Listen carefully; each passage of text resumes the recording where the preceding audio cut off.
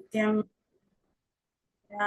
भगवती उत्तमश्लोके भक्तिर्भवती नैष्टुकी निगमकल्पतरोर्गलितं फलं सुखमुखादमृतद्रवसंयुतं पिबद भागवतं रसमालयं मुकुरहो रसिका भुवि भावुकाः। ॐ अज्ञानतिमिरान्धस्य ज्ञानाञ्जनशलाकया चक्षुरुन्मिलितं येन तस्मै श्रीगुरवे नमः। श्रीचैतन्यमनोभीष्टं स्थापितं येन भूतले स्वयं रूपः कदा माह्यं ददाति स्वपदान्तिकं। वन्देऽहं श्रीगुरो श्रीयुतपदकमलं श्रीगुरून् वैष्णवांश्च श्रीरूपं साग्रजातं सहगण रघुनाथान्वितं तं सजीवम् साद्वैतं सावधूतं परिजनसहितं कृष्णचैतन्यदेवं श्रीराधा कृष्णपादान् सहगण ललिता श्रीविशाखान्वितांश्च। हे कृष्ण करुणा सिन्धो दीनबन्धो जगत्पते गोपेश गोपिका कान्त राधा कान्त नमोऽस्तुते। तप्तकाञ्चन गौराङ्गी राधे वृन्दावनेश्वरी वृषभानुसुते देवी प्रणमामि हरिप्रिये। वाञ्छाकल्पतरुभ्यश्च कृपा सिन्धुभ्यैव च पतितानां पावनेभ्यो वैष्णवेभ्यो नमो नमः। नमो विष्णुपादाय कृष्णप्रेष्ठाय भूतले श्रीमते भक्तिवेदान्त स्वामिन्निति नामिने। नमस्ते सारस्वते देवे गौरवाणी प्रचारिणे निर्विशेष शून्यवादी पाश्चात्य देशतारिणे। जय श्री कृष्ण चैतन्य प्रभु नित्यानंद श्री अद्वैत गदाधर श्रीवासादि गौर भक्त वृंद। हरे कृष्णा कृष्णा कृष्णा हरे हरे हरे राम राम राम हरे हरे। मुखं करोति वाचालं पंगुं लङ्कयिते गिरिं यत्कृपातमहं वन्दे श्रीगुरुं दिनधारिणं परमानन्दं माधवं श्रीचैतन्यम् ईश्वरम्। हरिः ओं तत्सत्। कथाञ्चन स्मृते यस्मिन् दुष्करं सुकरं भवेत् स्मरेत् प्रीतं स्यात् श्रीचैतन्यं नमामि तम्। हरे कृष्णा हरे कृष्णा। हरे कृष्णा माताजी। हरे कृष्णा माताजी। हरे कृष्णा। हरे कृष्णा माताजी। हरे कृष्णा। श्रीमद् भागवतम மூன்றாவது ஸ்கந்தம் 14வது அத்தியாயம் திதி என்னும் நங்கை மாலையில் கருவுறுதல். அந்த அத்தியாயம் தான் நாம பார்த்துட்டு இருக்கோம். ஸோ இன்னைக்கு நம்ம 11வது பதம் படிக்கணும். 11 படிச்சிட்டோம்னு நினைக்கிறேன், 12 படிக்கணும். ஸோ கஷ்யப்பர் அவர் பாட்டுக்கு தன்னுடைய கடமைகளை செய்துட்டு இருக்க. சாயந்தர நேரம் சந்தியாவந்தனம் முடிச்சுட்டு செய்ய வேண்டிய யாகங்களை முடிச்சுட்டு அவர் தியானத்துல உட்கார்ந்துருக்க. அப்போ திதி பல காரணங்களை சொல்லி தன்னுடைய விருப்பத்தை நிறைவேற்றணும் அப்படின்னு தன்னுடைய கணவரை வேண்டதை தான் நம்ம பார்த்தோம். முக்கியமா காமன் அவனுடைய அந்த மலர்கணைகளால என்ன தொல்லப்படுத்துறான் அப்படின்னு ஒரு காரணம் சொன்னாங்க. அதுக்கப்புறம் என்னுடைய சகோதரிகள் உங்களை மணந்துட்டு இருக்கிற மற்றவர்களுக்கெல்லாம் குழந்தை இருக்கு, ஆனா எனக்கு மட்டும் நீங்க அந்த பாக்கியத்தை மறுக்கிறது சரி கிடையாது. அது மட்டும் இல்லாம பிரஜாபதியான நீங்க குழந்தைகளை பெற்றுக்கிட்டா அது உங்களுக்குத்தான் பெருமை சேர்க்கும் அப்படிங்கிற காரணங்கள் சொன்னாங்க. அடுத்து நம்ம இன்னைக்கு 12வது பக்கத்துல இன்னும் என்னென்ன அவங்களுடைய அந்த விருப்பத்துக்கு என்னென்ன காரணங்கள் அவங்க சொல்றாங்க அப்படின்னு சொல்லி நம்ம பார்க்கலாம். ஆப்தோருமானானாம் லோகான் ஆபிசதே யசக பதிர்பவத்பிதோ யாஷம் பிரஜாயா நனுஜாயத்தே. மொழிபெயர்ப்பு பொருளுரை வழங்கியவர் திரு பக்தி வேதாந்த சுவாமி ஸ்ரீல பிரபுபாத் கி ஜெய். மொழிபெயர்ப்பு. ஒரு பெண் அவளது கணவனின் ஆசையினாலேயே இவ்வுலகில் கௌரவிக்கப்படுகிறாள். போன்ற கணவன்மார்களோ புதல்வர்களை பெறுவதனால் புகழடைகின்றனர். ஏனெனில் உமது படைப்பின் நோக்கமே உயிர்களை பெருக்குவதுதானே. சோ நீங்க பிரஜாபதியாச்சே. பிரஜாபதியா இருக்கிற நீங்க ஜீவராசிகளை உற்பத்தி செய்யறதுக்காகவே இருக்கீங்க. ஆனா எனக்கு ஏன் அந்த கருணையை கொடுக்கல நீங்க? இதனால நீங்களும் புகழடையலாம். அது மட்டும் இல்லாம கணவனுடைய ஒத்துழைப்பு இல்லாம மனைவி மட்டும் தனியா என்ன பண்ண முடியாது, குழந்தைகளை பெற்றெடுக்க முடியாது. 2 பேருடைய இணைவும் தேவை இல்லையா? அதனால அதையும் இங்க வலியுறுத்தி சொல்றாங்க. கார்த்திகா மாதாஜி படிக்கிறீங்களா? ஹரே கிருஷ்ண மாதாஜி. ஹரே கிருஷ்ணா. ஸ்ரீல பிரபுபாத கி ஜெய். ரிஷபதேவரின் கருத்துப்படி ஒரு குழந்தையை பெற்று அவனை ஜனன மரண சங்கிலியிலிருந்து நிச்சயம் விடுதலை செய்வான் எனும் நம்பிக்கை வராத வரையில் ஒருவர் தந்தையாகவோ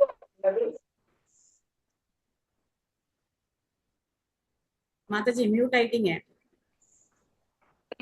தாயாகவோ ஆகக்கூடாது. பிறப்பு, இறப்பு, முதுமை, பிணி என்னும் துன்பங்கள் நிறைந்த உலக காட்சியிலிருந்து விடுபடும் சந்தர்ப்பம் மனித வாழ்க்கைக்கு மட்டிலுமே உண்டு. மனித வடிவு பெற்ற வாழ்க்கையினை நன்கு பயன்படுத்திக் கொள்ள வேண்டும் என்னும் சந்தர்ப்பம் ஒவ்வொரு மனிதனுக்கும் வழங்கப்பட வேண்டும். மேலும் கஷ்யப்பர் போன்ற நற்றந்தையர் விடுதலை நோக்கத்திற்காகவே புத்திரர்களை ஈன்றெடுப்பர். தேங்க்யூ மாதாஜி. ஹரே கிருஷ்ண மாதாஜி. ஹரே கிருஷ்ணா. 5வது ஸ்கந்தத்துல ரிஷபதேவருடைய உபதேசங்களை நாம பார்க்கலாம். அவர் சொல்றார், மாதா நசஸ்யாத், பிதா நசஸ்யாத், குரு நசஸ்யாத் அப்படிங்கிறார். ந வந்தாலே என்னன்னு அர்த்தம்? இல்லைன்னு அர்த்தம். Very good. சோ மாதா நசஸ்யாத், ஒருவர் வந்து அம்மா ஆகக்கூடாது. பிதா நசஸ்யாத், தந்தையாக கூடாது. குரு நசஸ்யாத், குருவாக கூடாது. தேவ நசஸ்யாத், ஒருத்தர் வந்து தெய்வமா, அதாவது ஒரு தேவர்களா கூட ஆகக்கூடாது அப்படிங்கிறார். ஏன் யார் ஆகலாம், யார் ஆகக்கூடாது? தகுதி என்ன சொல்றார்? யாரால தன்னை சார்ந்து இருக்கவங்களை இந்த பிறப்பு இறப்புல இருந்து விடுவிக்க முடியாதோ அவங்க இந்த பதவிகள் எல்லாம் ஏற்றுக்க கூடாது அப்படின்னு சொல்றாரு. அப்ப என்ன அர்த்தம்? இதுக்கு நெகட்டிவா சொல்றாரு. என்ன அர்த்தம்? அப்போ அவ்வளவு பொறுப்பு இருக்குன்னு அர்த்தம். ஒரு தாய் தந்தை இருக்கு, ஆன்மீக குருவுக்கு, தேவர்களுக்கு என்ன பொறுப்பு இருக்கு? தங்களை நாடி வர்றவங்களை பிறப்பு இறப்பு அப்படிங்கிற இந்த சம்சார சாகரத்திலிருந்து விடுவிக்க வேண்டிய பொறுப்பு அவங்களுக்கு இருக்கு. அந்த பொறுப்பு ஏத்துக்கிறாதான் அவங்க வந்து அந்த பொசிஷனை ஏத்துக்கணும். அந்த பொறுப்பை தட்டி கழிச்சுட்டு அவங்க இருந்தாங்கன்னா அந்த நிலைக்கு அவங்க தகுதியானவங்க கிடையாது. எப்பேற்பட்ட விஷயம்ங்க. நமக்கு இதெல்லாம் வந்து தெரியவே தெரியாது. நாம என்ன நினைச்சிட்டு இருக்கோம்? குழந்தைங்களுக்கு படிப்பு கொடுத்தா நம்மளுடைய கடமை, குழந்தைங்களுக்கு செல்வம் சேர்த்து வைக்கிறது நம்மளுடைய கடமை, நல்ல திருமணம் செய்து வைக்கிறது நம்மளுடைய கடமை அப்படிலாம் நம்ம வந்து நினைக்கிறோம். ஆனா பாத்தீங்க அப்படின்னா உண்மையிலேயே கிருஷ்ண பக்தியை கொடுத்து அவங்களை இந்த பிறப்பு இடத்துல இருந்து நம்ம விடுவிக்க வேண்டியதுதான் நம்மளுடைய கடமை. அப்போ கஷ்யப்பர் அதை கரெக்டா செய்வார் இல்லையா அப்படின்னு சொல்லி பிரபுபா சொல்றார். புராபிதா நோ பகவான் தக்ஷோ துஹித்ரோ வத்சலக தம் கிருணீத வரம் வத்சா இதி அப்ருச்சத நக பிருத்தக். இன்னொரு காரணம் பாருங்க. மிகுந்த செல்வமுடையவரும் தனது புதல்விகளிடம் மிக்க அன்புடையவருமான எங்களது தந்தை தக்ஷன் நீண்ட நாட்களுக்கு முன்னர் எங்களிடம் தனியே யாரை நீங்கள் உங்கள் கணவராக வரிக்கப் போகிறீர்கள் என்று கேட்டார். ஒரு எட்டிக்வேட், எப்படி அந்த நாள்ல திருமணம் நடந்திருக்கு அப்படின்னு நம்ம வந்து பார்க்கலாம். சோ பெண்களுடைய அபிப்பிராயமும் கேட்கப்படுது. தக்ஷன் என்ன பண்றாரு? அவருடைய மகள்களை கூப்பிட்டு யாரை நீங்க கல்யாணம் பண்ணிக்கிறீங்க அப்படின்னு சொல்லி கேட்கிறார். சோ அந்த நாள்ல பெற்றோர்கள் தான் முடிவு செய்தாங்க. ஆனா பெண்களுக்கும் கணவனை தேர்ந்தெடுக்கக்கூடிய சுதந்திரம் இருந்தது. அதையும் நம்ம இங்க வந்து பாக்குறோம். குணவதி மாதாஜி படிக்கிறீங்களா? படிக்கிறோம். ஹரே கிருஷ்ணா. ஹரே கிருஷ்ணா. இதிலிருந்து உரைத்த தொடர்போ உறவோ கொள்ளாமல் சுதந்திரமான தன விருப்பத்திற்கேற்ப ஏற்றாற்போல் தேர்ந்தெடுத்துக் கொள்ளும் உரிமை தந்தையால் அவளுக்கு வழங்கப்பட்டிருக்கிறது என்று தெரிகிறது. ஒருவனது புகழுக்கும் செயலுக்கும் ஏற்றாற்போல் ஒருவனை கணவனாக தேர்ந்தெடுத்து தனிப்பட்ட முறையில் தன் தந்தையிடம் தெரியப்படுத்த வேண்டும் என்று புதல்வியர் கேட்டுக் கொள்ளப்பட்டனர்.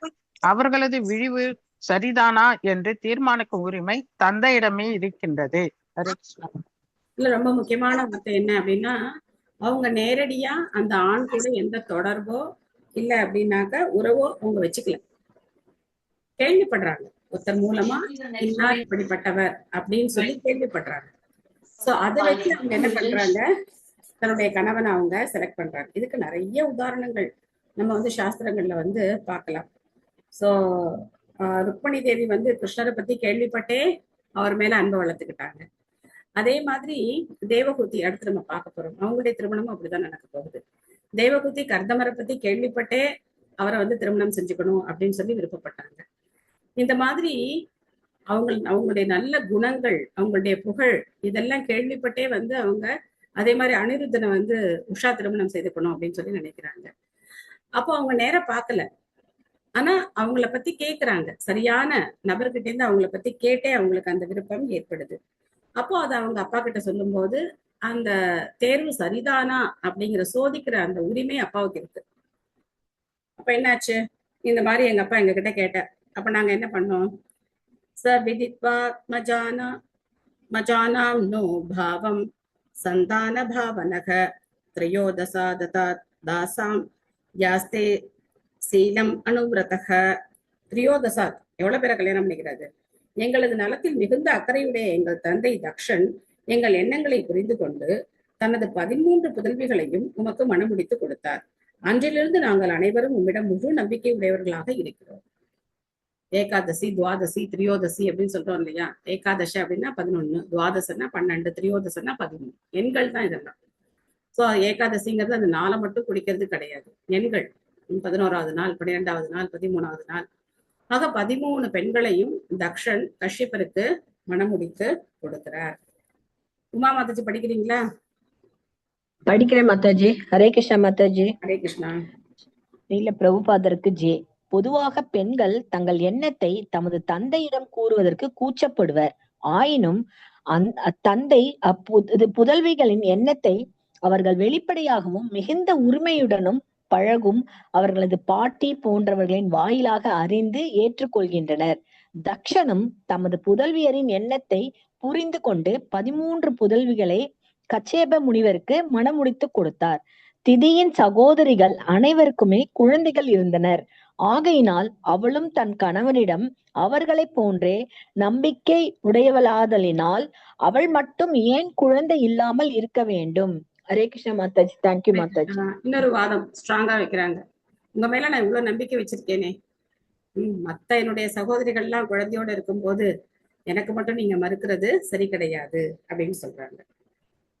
அத்தமே குரு கல்யாணம் காமம் கமலலோச்சன ஆர்த்தோபசர்ப்பணம் பூமன் அமோகம் ஹீமஹீயசி. ஓ செந்தாமரை விழிகளுக்கு சொந்தக்காரரே, எனது இச்சையினை தீர்த்து வைக்கும் ஆசையினை எனக்கு அன்புடன் அருள்வீராக. துன்பமுறும் ஒருவன் அது நீங்கும் பொருட்டு உயர்ந்தவரை அணுகினால் அவரது வேண்டுகோள் வீணாக போகாது. நம்பிக்கையா இருக்காங்க. சோ எனக்கு நீங்க கண்டிப்பா இந்த ஒரு ஃபேவர் நீங்க செஞ்சே ஆகணும் அப்படின்னு சொல்லி ரொம்ப நம்பிக்கையா இங்க வந்து சொல்றாங்க. தனபாகியம் மாதாஜி படிக்கிறீங்களா? படிக்கிற மாதாஜி. பொருளுரை வழங்கிய ஸ்ரீல பிரபுபாதருக்கு ஜெய். உடற்கலப்புக்கு உரிய காலம் இல்லை என்பதனால் தனது ஆசை கணவனால் நிராகரிக்கப்படும் என்பதை திதி நன்கு அறிந்தே இருந்தாள். ஆயினும் அவசர காலம் அல்லது துன்புறும் நிலை இவ்விரண்டிற்கும் இடையில் காலத்தையோ சூழ்நிலையோ கருதுதல் கூடாது என்பதனாலேயே திதி இவ்வாறு வேண்டினாள். ஹரே கிருஷ்ண மாதாஜி. ஹரே கிருஷ்ணா. திதிக்கும் சாஸ்திரம் எல்லாம் தெரிஞ்சிருக்கு. இது சரியான காலம் கிடையாது, கணவன் மனைவி இணையக்கூடிய காலம் இது கிடையாது அப்படிங்கறதெல்லாம் தெரிஞ்சிருக்கு. ஆனா காமம் என்ன செய்யுது? அதை மறைக்கிறது. அதனால அதுக்கும் ஒரு சப்பக்கட்டு கட்டி அதுக்கு ஒரு காரணத்தை சொல்லி இங்க வந்து இது வந்து துன்பம், அவசர காலம் அப்படின்னு தான் சொல்றாங்க. இதிதாம் வீரமாதீஷத கிருபனாம் பகுபாஷினி பிரத்யாகானூனயன் வாச்சா பிரவருத்தானாங்க கஷ்மலாம். சிறந்த வீரனே விதுரா, இவ்வாறு இச்சை என்னும் குறையினால் பீடிக்கப்பட்ட திதி ஏழையாகி இறங்குற்றதும் மரிச்சியின் மைந்தன் கஷ்யப்பர் அவளை தகுந்த வார்த்தைகளினால் சமாதானப்படுத்தினார். சோ அப்போ இதெல்லாம் கேட்டதுக்கு அப்புறம் கஷ்யப்பருக்கு எப்படி இருக்கும்? அவருடைய நிலை இங்க வந்து கொஞ்சம் தர்ம சங்கடமான நிலையில தான் இருக்கார் கஷ்யப்பரும். அவரால் ஒரே அடியா மறுத்து சொல்ல முடியல. கொஞ்சம் கஷ்டம்தான் கஷ்யப்பருடைய நிலைமை. பிரேமா மாதாஜி படிக்கிறீங்களா? ஹரே கிருஷ்ண மாதாஜி. தண்டவத் பிரணாம். ஒரு ஆணோ அல்லது பெண்ணோ காம இச்சைக்கு ஆளாகும் பொழுது அது பாவத்தின் மாசு என்று புரிந்து கொள்ள வேண்டும். கச்சேபரோ தனது ஆன்மீக செயல்களில் ஈடுபட்டிருந்தார். ஆனாலும் மிகவும் இறங்கி வேண்டுகின்ற தன் மனைவியினை மறுதளிக்கும் சக்தி அவரிடம் இல்லாது போய்விட்டது. அவர் தனது மனைவியை மிக கடுமையான வார்த்தைகளினால் மறுதளித்திருக்க வேண்டும். ஆனால் ஆன்மீக ரீதியாக அவர் விதுரரை போல் அத்தனை உறுதியுடையவர் அல்லர். விதுரர் இங்கே வீரர் என்று அழைக்கப்படுகிறார். ஏனென்றால் சுய கட்டுப்பாட்டில் பகவானின் பக்தனை விட சிறந்தவர் எவரும் இல்லர். கச்சியபர் ஏற்கனவே தன் மனைவியுடன் பாலுறவு இன்பத்தில் நாட்டமுள்ளவராக இருந்திருக்க வேண்டும் என்று தெரிகிறது. ஆனால் அவர் உறுதி இல்லாதவராக இருந்ததினால் அவர் தன் மனைவியை வார்த்தைகளினால் சமாதானப்படுத்தும் முயற்சியில் ஈடுபட்டார். ஹரே கிருஷ்ண மாதாஜி. அடுத்து கஷ்யப்பருடைய அவர் கன்வின்ஸ் பண்றார், ஒய்ஃபை வந்து எப்படி கன்வின்ஸ் பண்றார் பார்க்கலாம். ஏஷதே ஹம் விதாஸ்யாமி பிரியம் வீருயதிச்சசி தஸ்யாக காமம் நக குர்யாத் சித்திஸ்திரைவர்கீயதஹ. ஓ துன்பத்தினால் வருந்துபவரே, உனது விருப்பம் எதுவாயினும் உடனடியாக அதை நான் நிறைவேற்றுவேன். உன்னை தவிர வேறு யார் விடுதலைக்கான 3 நியதிகளுக்கு ஆதாரமாக உள்ளார்? இப்போ சரண்டர் ஆயிட்டார் இல்லையா? இந்த மாதிரி வார்த்தைகள் எல்லாம் கேட்டு ஆஹா உன்ன மாதிரி யாரு இருக்கா? இந்த வாதங்கள் எல்லாம் பார்த்தோம் அப்படின்னாக்க ரொம்ப ஆச்சரியமா இருக்கும். அதான் இன்னைக்கு உலகத்துல வந்து பல்வேறு விதமான மனோபாவங்களை நம்ம வந்து பாக்குறோம். பாகவதத்துல இருந்து நம்ம அதெல்லாம் வந்து ரொம்ப கிளியரா வந்து தெரிஞ்சுக்கிறோம். அகிலா மாதாஜி படிக்கிறீங்களா? ஹரே கிருஷ்ணா மாதாஜி. ஹரே கிருஷ்ணா. பொருளுரை. ஸ்ரீல பிரபுபாதர்க்கு ஜெய். சமயம், பொருள் வளம், புலன் நுகர்ச்சி ஆகியவை 3ம் விடுதலைக்கான நிறைவு நிலைகள் ஆகும். ஆத்மா அடைய வேண்டிய முக்திக்கான ஆதாரமாக மனைவியே கருதப்படுகிறாள். ஏனெனில் தனது கணவனின் இறுதி விடுதலைக்கான சேவையை அவளே அளிக்கிறாள். பந்தப்பட்ட உலக வாழ்க்கை என்பது புலன் நுகர்ச்சியை அடிப்படையாக கொண்டதாகும். ஒருவனது நல்ல அதிர்ஷ்டத்தினால் அவனுக்கு நல் மனைவி வாய்த்தாள் என்றால் அவள் அனைத்து வழிகளிலும் அவன் மனைவியால் உதவி செய்யப்படுவான். தனது கட்டுண்ட வாழ்வில் ஒருவன் இடையூறுக்கு ஆளாகிறான் என்றால் அவன் மேலும் மேலும் லௌகீக மாசுடையவனாகவே ஆவான். ஒரு நம்பிக்கைக்குரிய மனைவி தனது கணவனின் அனைத்து உலகியல் ஆசைகளும் நிறைவேறுவதற்கு ஒத்துழைக்க வேண்டும். அதுவே அவன் பின்னாளைய வாழ்வில் நிறைவு பெறுவதற்கான ஆன்மீக செயல்களை செய்வதற்கு உறுதுணையாக இருக்கும். ஆன்மீக முன்னேற்றத்தில் கணவன் வளர்ச்சி பெறும் பொழுது ஐயத்திற்கிடமின்றி அச்செயல்களில் அவன் மனைவியும் பங்கு பெறுகிறாள். இவ்வாறு கணவனும் மனைவியும் ஆன்மீக நிறைவின் பயனை எய்துகின்றனர். ஆகையினால் ஆண்களோடு சேர்த்து பெண்களுக்கும் ஆன்மீக கடமைகளை நிறைவேற்றுவதற்கான பயிற்சி அளிக்கப்பட வேண்டும்.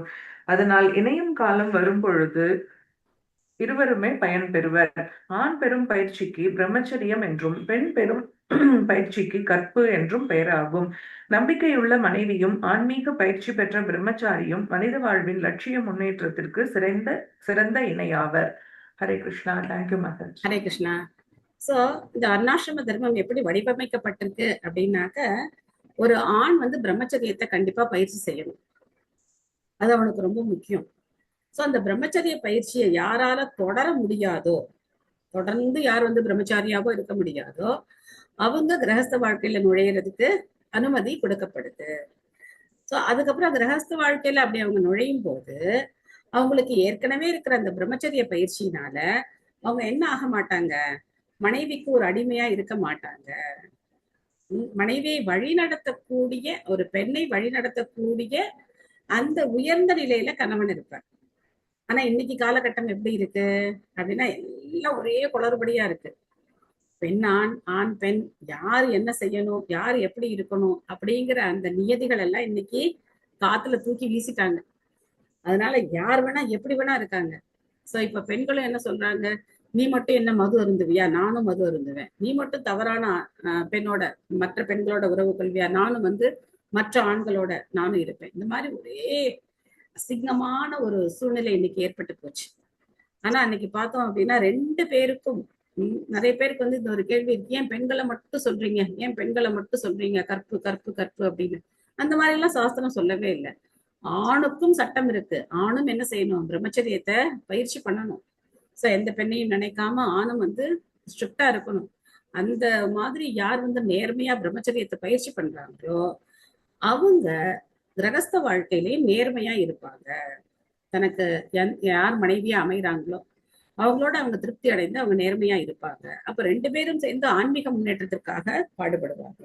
ஆனா இங்கே ஆகுது, என்ன ஆகுதுன்னு பாக்கணும். சர்வாஸ்ரமான் உபாதாய ஸ்வாஸ்ரமேன கலத்ரவான் வியசனார்ணவம் அத்யேதி ஜலயானைர் யதார்ணவம். நீரில் மிதந்து செல்லும் படகு போன்றவற்றினால் ஒருவன் கடலை கடப்பது போல் ஆபத்து நிறைந்த உலக வாழ்வு என்னும் கடலினை ஒருவன் மனைவியுடன் இழ்வாழ்க்கை நடத்துவதன் மூலமே கடக்க முடியும். சோ இதெல்லாம் தான் வந்து பிரச்சனைகள். பிரம்மச்சரியத்தை பயிற்சி பண்ண முடியாதவங்க, அப்போ ஒரு பெண் துணை இல்லாம வாழ முடியாது அப்படின்னு இருக்கிறவங்க கண்டிப்பா என்ன செய்யணும், திருமணம் அப்படிங்கிற அந்த உறவு மூலமா தான் ஒரு பெண் கூட இணையணும். மற்றபடி இந்த லிவிங் டுகெதர், என்னென்னமோ டுகெதர், இதெல்லாம் வந்து ஏற்றுக்கொள்ள முடியாது, சாஸ்திரங்களால ஏற்றுக்கொள்ள முடியாது. ஆனா இன்னைக்கு இதெல்லாம் வந்து சொல்லக்கூடாது போல இருக்கு. ரொம்ப கஷ்டமா இருக்கு. அந்த காலத்துல பெண்களை வந்து எதுவும் சொல்லக்கூடாது அப்படிங்கிற மாதிரி கொஞ்சம் கொண்டு வந்தாங்க. இன்னைக்கு யாரையுமே எதுவுமே சொல்லக்கூடாது, எப்படி வேணா இருப்போம் நாங்க, யாரும் கேள்வி கேட்க கூடாது அப்படிங்கிற நிலைமைக்கு வந்து கொண்டு விட்டுட்டாங்க. ரொம்ப கஷ்டம் இல்ல. சோ அப்போ இந்த உலக வாழ்க்கை அப்படிங்கிறது எவ்வளவு ஆபத்தானது. ஏன்னா மனதை கட்டுப்படுத்த முடியாதவங்களால என்ன பண்ண முடியாது, நெறியோட வாழ முடியாது.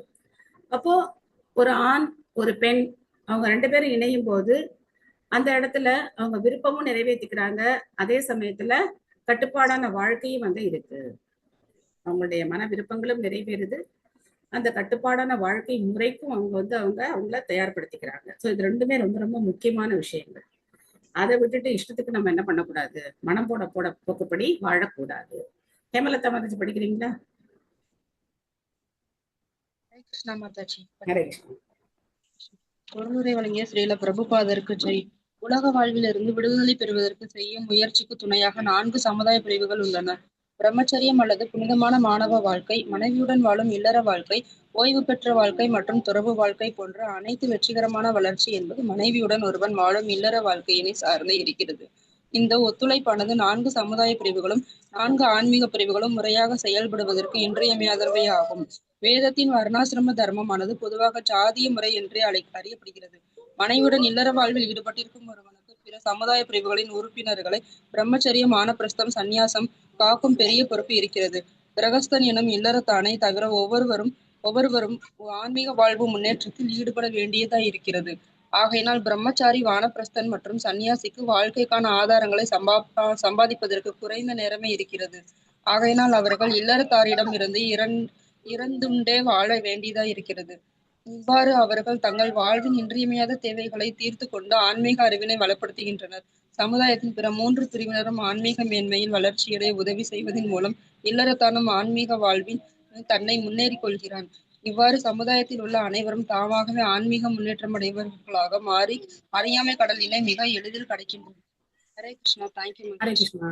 சோ கிரகஸ்த ஆசிரமம் அப்படிங்கிறது புலனின்பத்துக்கான ஒரு இடம் மாதிரி தெரிஞ்சாலும் அது ரொம்ப ரொம்ப பொறுப்பு மிக்கது. மற்ற 3 ஆசிரமங்களை பராமரிக்க வேண்டிய கடமை கிரகஸ்தனுக்கு இருக்கு. அதே மாதிரி நல்ல பிரம்மச்சாரிகளை உருவாக்க வேண்டிய கடமையும் யாருக்கு இருக்கு, கிரகஸ்தர்களுக்கு இருக்கு. ஏன்னா கிரகஸ்தர்கள் மூலமா தான் குழந்தைகளை பெற்று பிரஜைகளை வந்து உற்பத்தி செய்ய முடியும். அப்போ நல்ல குழந்தைகளை பெற்று நல்ல சமுதாயத்தை உருவாக்க வேண்டிய பொறுப்பு ஒரு கிரகஸ்தனுக்கு இருக்கு. இப்போ வர்ணாசிரம தர்மத்துடைய முக்கியத்துவம் புரியுது இல்லையா? இன்னைக்கு சமுதாயம் போற பார்த்தோம் அப்படின்னாக்க இந்த வர்ணாசிரம தர்மம் எவ்வளவு முக்கியம் அப்படிங்கிறது நமக்கு புரியுது. ஏன்னா இன்னைக்கு திருமணம் அப்படிங்கிற சடங்கே என்ன பண்ணிட்டாங்க, தூக்கி எறிஞ்சிட்டாங்க இளைய தலைமுறை. இது எங்களுக்கு தேவையில்லை அப்படின்னு சொல்லி தூக்கி போட்டாங்க. அப்படி பேரளவுக்கு திருமணம் செஞ்சுக்கிறவங்களும் எத்தனை நாள் ஒத்துமையா இருப்பாங்கிறது பெரிய கேள்விக்குறியா இருக்கு. கோடி கோடியா செலவு பண்ணி திருமணம் பண்ணிட்டு 2 மாசத்துல மண்டையை போட்டு உடைச்சுக்கிட்டு என்ன பண்றாங்க, விவாகரத்து அப்படின்னு சொல்லி வந்து நிக்கிறாங்க. இல்ல அப்படின்னா ஒருத்தர் கொலை பண்ணிக்கிறாங்க. பயங்கரமான ஒரு நிலையை நோக்கி நம்ம வந்து போயிட்டே இருக்கோம். அப்போ இந்த வேத கட்டுப்பாடுகள் எல்லாம் நமக்கு ஏன் திருமணம் இதெல்லாம் வந்து சொல்லணுமா அப்படிங்கிற மாதிரி ஒரு காலத்துல இருந்தது. இன்னைக்கு எல்லாத்தையுமே என்ன பண்ண வேண்டியிருக்கு, சட்டத்திட்டங்களா சொல்லி வளர்க்கணும் அப்படிங்கிற மாதிரி ஒரு நிலைமைக்கு நாம தள்ளப்பட்டிருக்கோம். ஆக கிரஸ்த ஆசிரமம் அப்படிங்கிறது ரொம்ப ரொம்ப பொறுப்பான ஒரு ஆசிரமம். யாமாஹுர் ஆத்மனோஹி அர்த்தம் ஸ்ரேயஸ் காமஸ்ய மானினி யஸ்யாம் சதுரம் அத்யஸ்ய உமாம் சரதி வித்வரக. ஓ மரியாதைக்குரியவளே, ஒரு மனைவி மிகவும் உதவிகரமாக இருப்பதினாலேயே அவள் ஒரு ஆடவனின் உடலின் நற்பாதி என்று அழைக்கப்படுகிறாள். காரணம், அவள் அனைத்து மங்கள செயல்களிலும் பங்கு பெறுகிறாள். ஆதலால் ஒரு ஆண் தன் மனைவியிடம் அனைத்து பொறுப்புகளையும் ஒப்படைத்து விட்டு கவலையின்றி வாழ முடியும். சோ கணவன் மனைவிக்கு இடையில அந்த பரஸ்பர ஒத்துழைப்பு இருக்க வேண்டியது ரொம்ப ரொம்ப அவசியம். கௌரவ பிரபு படிக்கிறீங்களா? ஹரே கிருஷ்ணா படிக்கிறேன். ஹரே கிருஷ்ணா. பகவத்கீதை சுவாமி ஸ்ரீல பிரபுபாத். வேத கட்டளையினால் மனைவியினாவால் ஒரு மனிதனின் உடலில் நற்பாதியாக ஏற்றுக்கொள்ளப்பட்டிருக்கிறாள். ஏனெனில் அவனே தன் கணவனின் கடமைகளில் பாதியினை நிறைவேற்றும் பொறுப்புடையவர்களாக இருக்கின்றாள். ஒரு இல்லறத்தான் தனது வாழ்வில் செய்யும் செயல்களில் தவிர்க்க முடியாத அனைத்து பாவங்களின் பலன்களில் இருந்தும் விடுதலை பெறுவதற்காக பஞ்சயஜ்ஞம் எனப்படும் 5 வகையான வேள்விகளை செய்யும் பொறுப்புடையவனாகிறான். ஒரு மனிதன் நாயை போன்று பூனையை போன்றும் குணமுடையவனாய் இருக்கும் பொழுது அவன் ஆன்மீக பெருமைக்குரிய தனது கடமைகளை மறந்து தன் மனைவியை புலனின்பத்திற்கான போக பொருளாகவே ஏற்றுக்கொள்கின்றான். பெண் இவ்வாறு புலனுகர்ச்சி பொருட்களாக கருதப்படுவதற்கு அவளது அழகே முக்கிய காரணமாகிறது. மேலும் தனிப்பட்ட புல நுகர்ச்சியில் ஏதேனும் தடை ஏற்பட்டதென்றால் பிரிவு அல்லது விவாகரத்து ஏற்படுகிறது. ஆனால் கணவனும் மனைவியும் ஒருவரோடொருவர் ஒத்துழைப்பதின் மூலம் ஆன்மீக வளர்ச்சிக்காக முயற்சி தனம் என்றால் அங்கே தனிப்பட்ட அழகு அல்லது காதலின் பிளவு என்று கருதுவதற்கே இடமில்லாமல் போகிறது. நடப்பு உலகில் காதல் என்ற கேள்விக்கே இடமில்லை. திருமணம் என்பது உண்மையில் ஆன்மீக முன்னேற்றத்திற்காக அதிகாரம் பெற்ற சாஸ்திரங்களின் கட்டளைகளை இருவரும் ஒத்துழைத்து நிறைவேற்றும் ஒரு கடமையாகும். ஆகையினால் ஆன்மீக ஞானம் பெறுவதற்கு தடையாக இருக்கும் மிருகத்தனமான வாழ்க்கையினை தவிர்ப்பதற்கு திருமணம் மிகவும் இன்றியமையாததாக ஒன்றாகும். ஹரே கிருஷ்ணா. ஹரே கிருஷ்ணா. ஸோ இந்த காலகட்டத்துக்கு ரொம்ப பொருத்தமான ஒரு பொருளுரை இல்லையா? மிருகம் மாறி வாழ்றதை தவிர்த்து திருமணம் அப்படிங்கிற உறவு மூலமா தான் ஒரு ஆணும் பெண்ணும் இணையணும். அந்த மாதிரி இல்லாம அவங்க இணைஞ்சாங்க அப்படின்னா அவங்க மிருகத்தை விட ஒன்றும் பெரிய ஒரு மனிதர்கள் அப்படின்னு சொல்லக்கூடிய நிலையில கிடையாது. ஸோ ஒரு பெண்ணை வந்து போக பொருளாவும் பார்க்க கூடாது. ஒரு பெண் அப்படிங்கிறவள் வாழ்க்கையில சரிபாதி அந்த கடமைகளை ஏத்துக்கிறாள். ஸோ கணவனுக்கு சம்பாதிக்க வேண்டிய கடமை இருக்கு அப்படின்னா பெண்ணுக்கு குடும்பத்தை நிர்வகிக்க வேண்டிய கடமை இருக்கு. குழந்தைகளை நல்ல வழியில நடத்த வேண்டிய வளர்க்க வேண்டிய கடமை பெண்ணுக்கு இருக்கு. 2 பேருக்கும் தனித்தனியான கடமைகள் இருக்கு. அப்போ அந்த கடமைகள்ல அவங்க சரியா செயல்படும் போது ஒரு நல்ல சமுதாயம் வந்து உருவாகும். இல்லை அப்படின்னாக்க இன்னைக்கு இருக்கிற மாதிரிதான் ஆகும். ஸோ அந்த நாள்ல யாகங்கள்லாம் செஞ்சாங்க. ஸோ அப்போ மனைவி இல்லாம என்ன செய்ய முடியாது? வேள்விகளை ஒருத்தர் செய்ய முடியாது. அப்போ மனைவி எல்லா ஆன்மீக முன்னேற்றத்தையும் அவங்களும் வந்து அடைஞ்சாங்க. யாம் ஆஷித் ஏந்திரியாராதீன் துர்ஜயான் இதராஸ்ரமை வயம் ஜயேம ஹேலாதீர் தஸ்யூன் துர்காபதிர்யதா. ஒரு கோட்டையின் பாதுகாவலன் அத்துமீறி நுழையும் கொள்ளைக்காரர்களை எளிதில் வெற்றி கொள்வதைப் போல மனைவியை சரணடைவதன் மூலம் ஒருவன் புலன்களை வெற்றி கொள்ள முடியும். இவை பிற சமுதாய அமைப்புகளில் வெற்றி கொள்ள முடியாதவை ஆகும். ஸோ பிரம்மச்சாரிக்கோ வானப்பிரஸ்தனுக்கோ சன்னியாசிக்கோ தன்னுடைய புலன்களை அடக்க முடியல அப்படின்னா அவனுக்கு வந்து வாழ்க்கை அப்படிங்கிறது நரகமா இருக்கும். ஆனா ஒரு கிரகஸ்தன் ரொம்ப எளிமையா தன்னுடைய புலன் இன்பங்களை தன் மனைவியோட இணையறது மூலமா தீர்த்துக்கலாம். அதனால மனைவி வந்து இங்க கோட்டையை பாதுகாக்கிறாள் அப்படின்லாம் வந்து அவரால புகழ்ந்து சொல்லப்படுது. எம் சாந்தி மாதாஜி படிக்கிறீங்களா?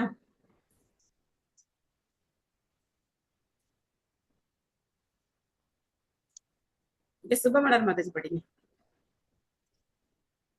ஹரே கிருஷ்ணா மாதாஜி. ஹரே கிருஷ்ணா. பொருள்: மனித சமுதாயத்தின் 4 பிரிவுகளான மாணவ பருவம் அல்லது பிரம்மச்சரியம், இல்லறத்தான் அல்லது கிரகஸ்தம், ஓய்வு பெற்ற வாழ்வு அல்லது வானப்பிரஸ்தம், துறவு நெறி அல்லது சந்நியாசம் போன்றவற்றில் இல்லறத்தானே பாதுகாப்பாக நிற்கிறான். உடலில் உள்ள புலன்கள் உடல் என்னும் கோட்டையின் கொள்ளைக்காரர்களாக கருதப்படுகின்றன. மனைவியோ அக்கோட்டையின் காவலாளி ஆவாள். ஆகையினால் புலன்களினால் எப்பொழுதெல்லாம் உடல் தாக்கப்படுகிறதோ அப்போதெல்லாம் உடலை அழிவுறாது பாதுகாப்பவள் மனைவியே ஆவாள். பாலுணர்வு தேவை என்பது யாராலும் தவிர்க்க முடியாததாகும். ஆயினும் நிலையான மனைவியுடன் வாழும் ஒருவன் புலன் என்னும் பகைவனின் கடும் தாக்குதலில் நின்று காப்பாற்றப்படுகிறான். நல்ல மனைவி வாய்க்க பெற்றவன் கன்னி பெண்களை மோசம் செய்வதன் மூலம் சமுதாயத்திற்கு ஊறு செய்ய மாட்டான். பிரம்மச்சரியம், வானப்பிரஸ்தம், சந்நியாசம் போன்றவற்றில் பயிற்சி பெறாமலும் ஒரு மனைவியோடு நிரந்தரமாக வாழாதவனும் முதற் பிரிவின் இழிந்த பரத்தனாகிறான். ஆன்மீக குருவினால் பிரம்மச்சரியத்தில் முறையான கடுமையான பயிற்சி பெறாமலும் ஒரு மாணவன் கீழ்ப்படியாதவனாகவும் இருந்தான் என்றால் அப்பிரம்மச்சாரி பாலுணர்வு தாக்குதலுக்கு நிச்சயம் பலியாவான். இது போன்று பாலுணர்வில் கீழே விழும் நிலைக்கு மகா யோகியான விஸ்வாமித்திரரை போன்று எத்தனையோ பேர்களை உதாரணமாக சொல்லலாம். ஒரு இல்லறத்தான் எவ்வாறேனும் அவனது அழகிய மனைவியால் இந்த இழிவு நிலையிலிருந்து காப்பாற்றப்படுகிறான். பௌதிக பந்தத்திற்கு பாலுறவு வாழ்க்கையே காரணமாகும். அதனாலேயே இது மற்ற 3 ஆசிரமங்களிலும் தடை செய்யப்பட்டு கிரகஸ்த ஆசிரமத்திற்கு மட்டும் பாலுறவு அனுமதிக்கப்பட்டிருக்கிறது. எனவே முதல் தரமான பிரம்மச்சாரி, வானப்பிரஸ்தன் மற்றும் சந்நியாசியை உருவாக்கும் பொறுப்புடையவனாக கிரகஸ்தனாகிய இல்லறத்தானே இருக்கிறான். நன்றி மாதாஜி. ஹரே ஹரே கிருஷ்ணா. கிருஷ்ணா. ஸோ அன்னைக்கு ஒரு மாதாஜி எனக்கு கால் பண்ணி இது சம்பந்தமா பெரிய டிஸ்கஷன் பண்ணாங்க. ஃபர்ஸ்ட் கேண்டோ பாகவதத்துல வந்து பிரபுபாதருடைய கருத்துக்களை அவங்களால ஏத்துக்க முடியல. கிருஷ்ணர் வந்து துவாரகைக்கு உள்ள நுழையும் போது அப்போ அங்க இருக்கிற தேவதாசிகள் கூட அவரை வந்து வரவேற்கிறாங்க அப்படின்னா நம்ம வந்து படிச்சோம். அப்போ இந்த மாதிரி ஒரு பிரிவும் தேவை அப்படின்னு பிரபுபா சொல்றதை அவங்களால ஏத்துக்க முடியல. அது எப்படி அந்த மாதிரி ஒரு பிரிவு தேவைன்னு சொல்றாரு? இது வந்து விபச்சாரிகள் வந்து இருக்கிறது வந்து சமுதாயத்துக்கு நல்லது அப்படின்னு எப்படி சொல்லலாம் அப்படின்னா அவங்க ஒரே ஃபைட் பண்ண ஆரம்பிச்சாங்க. அப்புறம் தான் நான் அவங்ககிட்ட சொன்னேன், நீங்க இந்த மாதிரி சண்டை போட்டெல்லாம் இந்த விஷயத்த புரிஞ்சுக்க முடியாது. முதல்ல வந்து இந்த பெண்ணியம், பாரதி படைத்த புதுமை பெண், இதெல்லாம் தூக்கி போட்டுட்டு சாஸ்திரம் என்ன சொல்லுது அப்படிங்கிறத தெரிஞ்சுக்கிற மனநிலைக்கு வந்தா தான் இதை புரிஞ்சுக்க முடியுமே தவிர, நம்ம வந்து இதெல்லாம் எப்படி ஏன் பெண்ணுக்கு மட்டும்தானா அப்படின்னாக்க, அப்போ எங்கேயாவது ஒரு பேர் இருக்கா? விபச்சாரி அப்படின்னு ஒரு பெண்ணுக்கு பேர் இருக்கு. அந்த பெண்ணை தேடி போறவனுக்கு ஏதாவது விபச்சாரன் அப்படின்னு ஒரு பேர் ஏன் கொடுக்கலன்னு போய் சண்டை போட முடியுமா என்ன? நம்ம சாஸ்திரங்கள்ல சில விதிமுறைகள் கொடுக்கப்பட்டிருக்கு. இங்க கஷ்யப்பர் 13 பெண்களை திருமணம் பண்ணிக்கிறாரு. அவர் மட்டும் 13 பெண்களை திருமணம் பண்ணிக்கலாமா? நான் ஏன் வந்து 13 ஆண்களை திருமணம் பண்ணிக்க கூடாது அப்படின்னு கொடி தூக்குனா அது எந்த விதத்துல நியாயம்? சோ ஒவ்வொருத்தருக்கும் ஒவ்வொரு கடமைகள், ஒவ்வொருத்தருடைய மனோபாவத்துக்கு ஏற்ற மாதிரி ஒவ்வொரு விஷயங்களை வந்து சாஸ்திரங்கள் உறுதி செய்து நமக்காக கொடுத்துருக்காங்க. கிருஷ்ணர் இப்படிதான் படைச்சிருக்கார். ரொம்ப சந்தேகமா இருந்தா அவரை பார்த்துதான் கேட்கணும், ஏன் இப்படி எல்லாம் படைச்சிருக்கீங்க அப்படின்னு அவர்கிட்ட தான் போய் கேட்கணும். நம்ம என்ன பண்ண முடியும்? ஏத்துக்கிட்டா நம்ம ஏத்துக்கணும். ஏத்துக்க முடியாது, இதெல்லாம் என்னால ஏத்துக்க முடியாது அப்படின்னா உன்னால ஒண்ணும் மாத்த முடியாது. மாத்தி இன்னைக்கு இருக்கிற அவல நிலையை நம்ம வந்து பார்க்கலாம். எந்த சாஸ்திரத்திலையும் சொல்லப்படல. அதாவது ஒருவனுக்கு ஒருத்தி அப்படிங்கிறது ராமர் வந்து ஒரு உதாரணமா வாழ்ந்து காட்டினார். ஆனா தசரதருக்கு 60,000 மனைவிகள். அதனால ஒருவனுக்கு ஒருத்தி அப்படிங்கறதுல நம்ம சாஸ்திரம் எல்லாம் ரெக்கமெண்ட் பண்ணலாம் இல்லை. ஒரு ஆண் எத்தனை மனைவிகளை வேணாலும் திருமணம் செய்துக்கலாம், அந்தந்த வர்ணாசிரம தர்மத்துக்கு ஏத்த மாதிரி. ஒரு சத்திரியன், இப்ப நம்ம வந்து சித்திரகேது மகாராஜாவை பார்த்தோம் அப்படின்னா அவருக்கு 1,00,000 மனைவிகள் சித்திரகேது மகாராஜாவுக்கு. சோ 1,00,000 மனைவிகளையும் ஒரு குழந்தை இல்லை. சோ அது மாதிரி ஒவ்வொருத்தருக்கும் ஒவ்வொரு தர்மம் இருக்கு. அப்படித்தான் வர்ணாசிரம தர்மம் அப்படிங்கறத பகவான் வடிவம் தான் பண்ணியிருக்காரு. சோ அதனால இதெல்லாம் நம்ம சண்டை போட்டு எல்லாம் புரிஞ்சுக்க முடியாது. இந்த ரூல்ஸ் எல்லாம் சண்டை போட்டு புரிஞ்சுக்க முடியாது. சோ எங்க பிரபுபா சொல்ற, ஒரு நல்ல மனைவி அமைய பெற்றவன் சமுதாயத்துல இருக்கிற கன்னி பெண்களை தொந்தரவு செய்ய மாட்டான், அவங்கள சீரழிக்க மாட்டான் அப்படின்னு சொல்றார். ஆனா இன்னைக்கு நிலைமை எப்படி இருக்கு? பெண்கள் தானாவே போய் அந்த வலையில விழுந்து சீரழிஞ்சு போறாங்க. வேலை செய்யற இடத்துல நெருக்கமா வந்து ஆண்களும் பெண்களும் பழகும் போது தவிர்க்க முடியாது. இந்த தவறுகளை அவங்களால தவிர்க்க முடியாது. என்னவோ ஒரு சமுதாயம் இன்னைக்கு போயிட்டே இருக்கு. நவயம் பிரபவஸ்தாம் துவாம் அனுகர்த்தும் கிருஹேஸ்வரி அபி ஆயுஷா வா கஸ்மே ஏன ஏ சான்யே குணகிருஷ்ணவக. ஓ இல்லத்தின் அரசியே, உன்னை போன்று நாங்கள் செயல்படவோ அல்லது நீ செய்தவற்றிற்கு இவ்வாழ்க்கை மட்டுமல்ல மறுபிறவியிலும் நன்றி செலுத்தவோ செய்யவோ எங்களால் முடியாது. தனிப்பட்ட குணங்களை பாராட்டுவோரும் கூட உமது நற்செயல்களுக்கு நன்றி செலுத்துவது என்பது சாத்தியமற்றதாகும். சோ கொஞ்சம் கொஞ்சமா கஷ்யப்பர் என்ன ஆயிட்டாரு? மனைவி கிட்ட சரண்டர் ஆயிட்டார். இப்போ அவங்களுக்கு தீர்மானமா புரிஞ்சு போயிருக்கோம், ஓகே நம்ம வந்து சொன்னதை இப்போ இவர் கேட்க போறார் அப்படின்னு சொல்லி தித்தி வந்து ரொம்ப நம்பிக்கையோட இருப்பாங்க. சத்யா மாதாஜி படிக்கிறீங்களா? படிக்கிறேங்க மாதாஜி. பொருளுரை வழங்கிய ஸ்ரீல பிரபுபாதருக்கு நன்றி. ஒரு கணவன் தன் மனைவியை அளவுக்கு மீறி புகழ்வதாகும். அவன் அவளுக்கு அடிமை அல்லது எள்ளி நகையாடுகிறான் என்பதை குறிக்கும். மனைவியுடன் வாழும் இல்லறத்தார் புலனின்பத்திற்கான தேவ ஆசிகளை அனுபவிக்கின்றான் என்றும், அதே சமயம் அவன் நரகத்திற்கு செல்வோமோ வென்று அஞ்ச வேண்டியது இல்லை என்றும் கஸ்யபர் விளக்கம் கூறுகிறார். துறவற வாழ்க்கை வாழ்பவன் மனைவி இல்லாததினால் காம இச்சை கொண்டு பிற பெண்ணை அல்லது பிறன் மனையை நாடி அதனால் நரகத்திற்கு செல்கின்றான். அதாவது தன்னை துறவி என்று சொல்லிக் கொள்பவன் ஏற்கனவே தன் மனைவியையும் இல்லறத்தையும் துறந்தவனாவான். அவன் மீண்டும் பாலுறஞ்சி இன்பத்தை தெரிந்தோ அல்லது தெரியாமலோ நாடினான் என்றால் அவன் கொடிய நரகம் எய்துவான். அவ்வழியில் பார்க்கும் பொழுது இல்லறத்தான் பாதுகாப்பான பக்கத்தில் இருக்கின்றான். ஆகையினால் கணவன் என்னும் பிரிவு தனது மனைவியருக்கு இன்மையிலும் சரி அல்லது மறுமையிலும் சரி நன்றி செய்ய முடியாது. அவர்கள் வாழ்க்கை முழுவதும் பெண்களுக்கு நன்றி பாராட்ட முயன்றாலும் அது சாத்தியமாகாது. எல்லா கணவர்களும் தங்கள் மனைவியரின் நற்குணங்களை பாராட்டும் திறனுடையவர்கள் அல்லர். இக்குணங்களை பாராட்டும் வன்மை பெற்றவனுக்கு கூட தன் மனைவிக்கு நன்றி கடன் செய்வது என்பது கடினமாகும். இது போன்று தன் மனைவியை ஒருவன் அளவுக்கு மீறி புகழ்கின்றான் என்றால் அது அப்பாற்பட்டதே ஆகும். ஹரே கிருஷ்ணா. தேங்க்யூ மாதாஜி. ஹரே கிருஷ்ணா. சோ பிரபுபாதர் எப்படி எப்படி எழுதுறாரு பாருங்க. ஒரு பக்கம் இதெல்லாம் படிக்கும்போது மனைவியை புகழ வேண்டியது கடமைதான், கரெக்ட் தான் அப்படின்னு இருக்கு. இன்னொரு பக்கம் என்ன சொல்றாரு, இதெல்லாம் வந்து கேலி கூத்து. மனைவியை புகழ்ந்து கணவன் பேசினான் அப்படின்னா ஒண்ணு கிண்டல் பண்றான்னு அர்த்தம், இல்லைன்னா அந்த மனைவிக்கு அவன் அடிமை ஆயிட்டான் அப்படின்னு அர்த்தம். சோ எப்பவுமே வந்து சாஸ்திரங்கள் என்ன சொல்லுது அப்படின்னாக்க பெண்களை நம்பக்கூடாது அப்படிங்கறதுதான் சாஸ்திரங்களுடைய வாக்கு. ஏன்னா ஒரு பெண் அப்படிங்கிறவளுடைய குணம் அந்த மாதிரி, பெண்ணுக்கு அந்த மாதிரி குணத்தை தான் பகவான் வந்து கொடுத்துருக்காரு. பெண் வந்து ஒரு குழந்தை மாதிரி, எப்படி குழந்தைகளை நம்பக்கூடாதோ, அந்த குழந்தை என்ன வேணா செய்யும். நம்ம அப்ப சொல்லுவோம், நீ பேசாம இங்க உட்காந்துருக்கணும், அந்த பக்கம் இந்த பக்கம் போக கூடாது. சரிம்மா நான் உட்காந்துருக்கேம்மா அப்படின்னு சொன்னோம், அடுத்த நிமிஷம் அது என்ன பண்ணிருக்கோம் நமக்கு தெரியாது. சோ அந்த மாதிரி குழந்தையுடைய நிலைதான் அந்த பெண்ணுக்கு. குழந்தையை எப்படி நம்ம வந்து சுதந்திரம், ஒரு குழந்தைக்கு எப்படி சுதந்திரம் கொடுக்க கூடாதோ அதே மாதிரி ஒரு பெண்ணுக்கும் சுதந்திரம் கொடுக்க கூடாது. சோ இதெல்லாம் எனக்கு ஆரம்பத்துல இதெல்லாம் ஒத்துக்கவே முடியல. நான் நிறைய சண்டை போட்டிருக்கேன், எப்படி இப்படி எல்லாம் பேசலாம் அப்படின்னு சொல்லி நிறைய கேட்டிருக்கேன். சோ அதுக்கப்புறம் சவால் அப்படிங்கிற புஸ்தகத்தை கொடுத்து என்னை படிக்க சொன்னார். விஜயகுரேஷ் என்ன அதை படிக்க சொன்னார். சவால் அப்படிங்கிற புஸ்தகத்துல பிரபுபாதர் வந்து ரொம்ப அருமையா கொடுத்திருப்பார். சோ இன்னைக்கும் அந்த நிகழ்வு அப்படிங்கிறது இந்த உலகத்துல நடந்துகிட்டே தான் இருக்கு. நீங்க பாத்தீங்க அப்படின்னா அதை விட கொடுமையான நிகழ்வுகள் நடக்குது. இப்ப பார்த்தோம் அப்படின்னாக்க ஒரு ஆணும் பெண்ணும் கவர்ச்சியினால இணையிறாங்கன்னு வச்சுக்கோங்க. அப்போ பாதிக்கப்படுறது யாரு? பெண் தானே. அப்போ அந்த பெண் கருவுறா, கர்ப்பமாயிடுறா. கர்ப்பமாயிட்டு அந்த குழந்தைய பெத்துக்கிறா. ஆனா அந்த குழந்தைய வளர்க்க வேண்டிய பொறுப்பு அவ தலையில சேருது.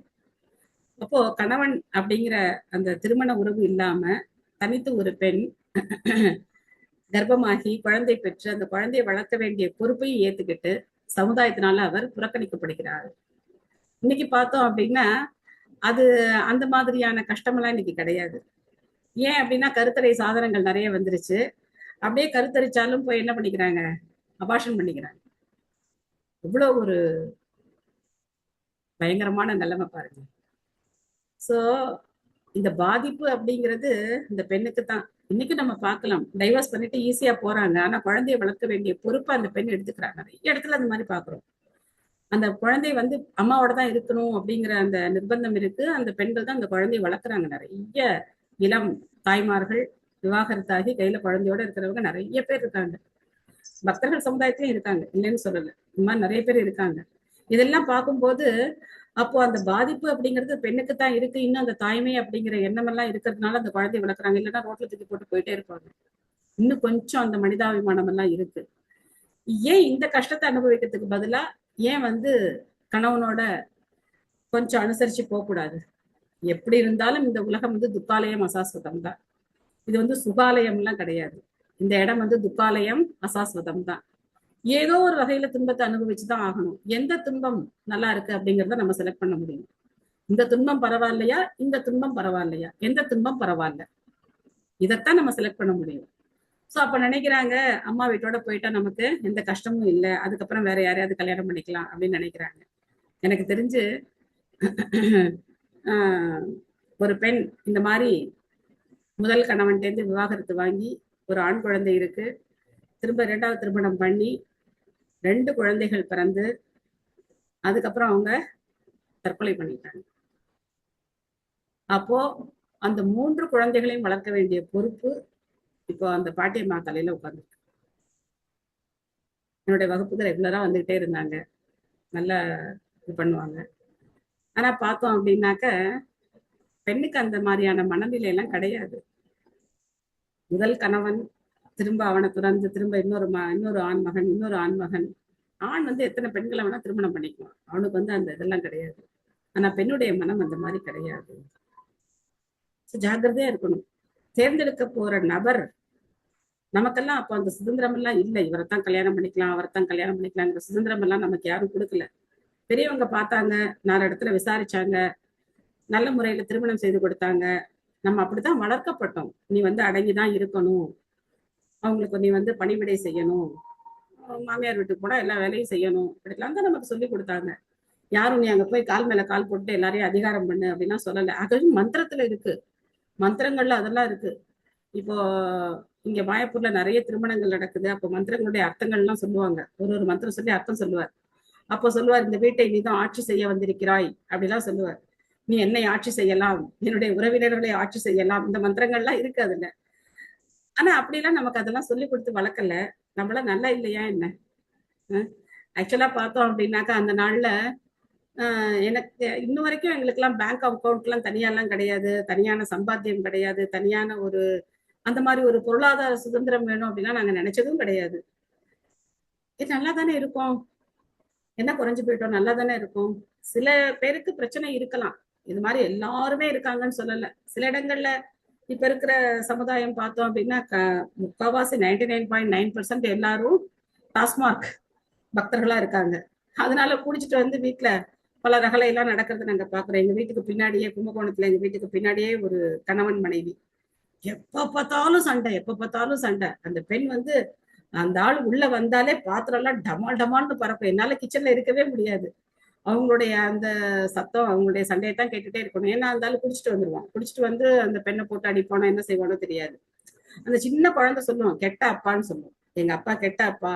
ஏன்னா மேலேருந்து எதாவது போட்டுருவாங்க. எங்க வீட்டு கொலையில வந்து அந்த பொருளை எடுத்துட்டு போறதுதான் அந்த குழந்தைய அனுப்புவாங்க. நல்ல பொண்ணு, நல்ல ரொம்ப இன்டெலிஜென்டான குழந்தை. அப்போ அந்த குழந்தைகிட்ட பேசினா அதுக்கு நான் பகவத்கீதைலாம் சொல்லி கொடுப்பேன். அந்த குழந்தை அது வரத கொஞ்ச நேரத்துல அதுக்கு ஹரே கிருஷ்ணா சொல்லி கொடுத்து ஒரு ஸ்லோகம் சொல்லி கொடுத்தா சொல்லிடும். அது அப்பேற்பட்ட குழந்தை.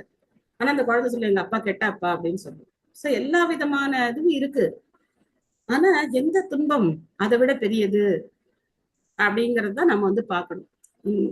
இந்த சூழ்நிலையில இருந்து விடுபட்டுட்டா நம்ம இன்பமா இருக்கலாம் அப்படின்னு நினைக்கிறோம். அதான் தற்கொலைக்கும் காரணம். இந்த கஷ்டத்துல இருந்து விடுபட்டுலாம் அப்படின்னு சொல்லி தற்கொலை பண்ணிக்கிறாங்க. ஆனா பேய அலையிறது அதை விட எவ்வளவு பெரிய கஷ்டம் அப்படிங்கறது அவங்களுக்கு தெரியாது. அதுக்கு இந்த கஷ்டமே எவ்வளவோ பரவாயில்ல.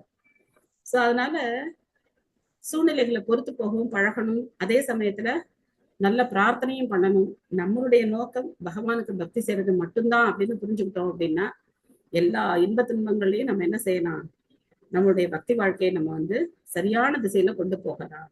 எல்லாத்துக்கும் மூல காரணம் பக்தியே இல்லாம போனதுதான். சோ அதனால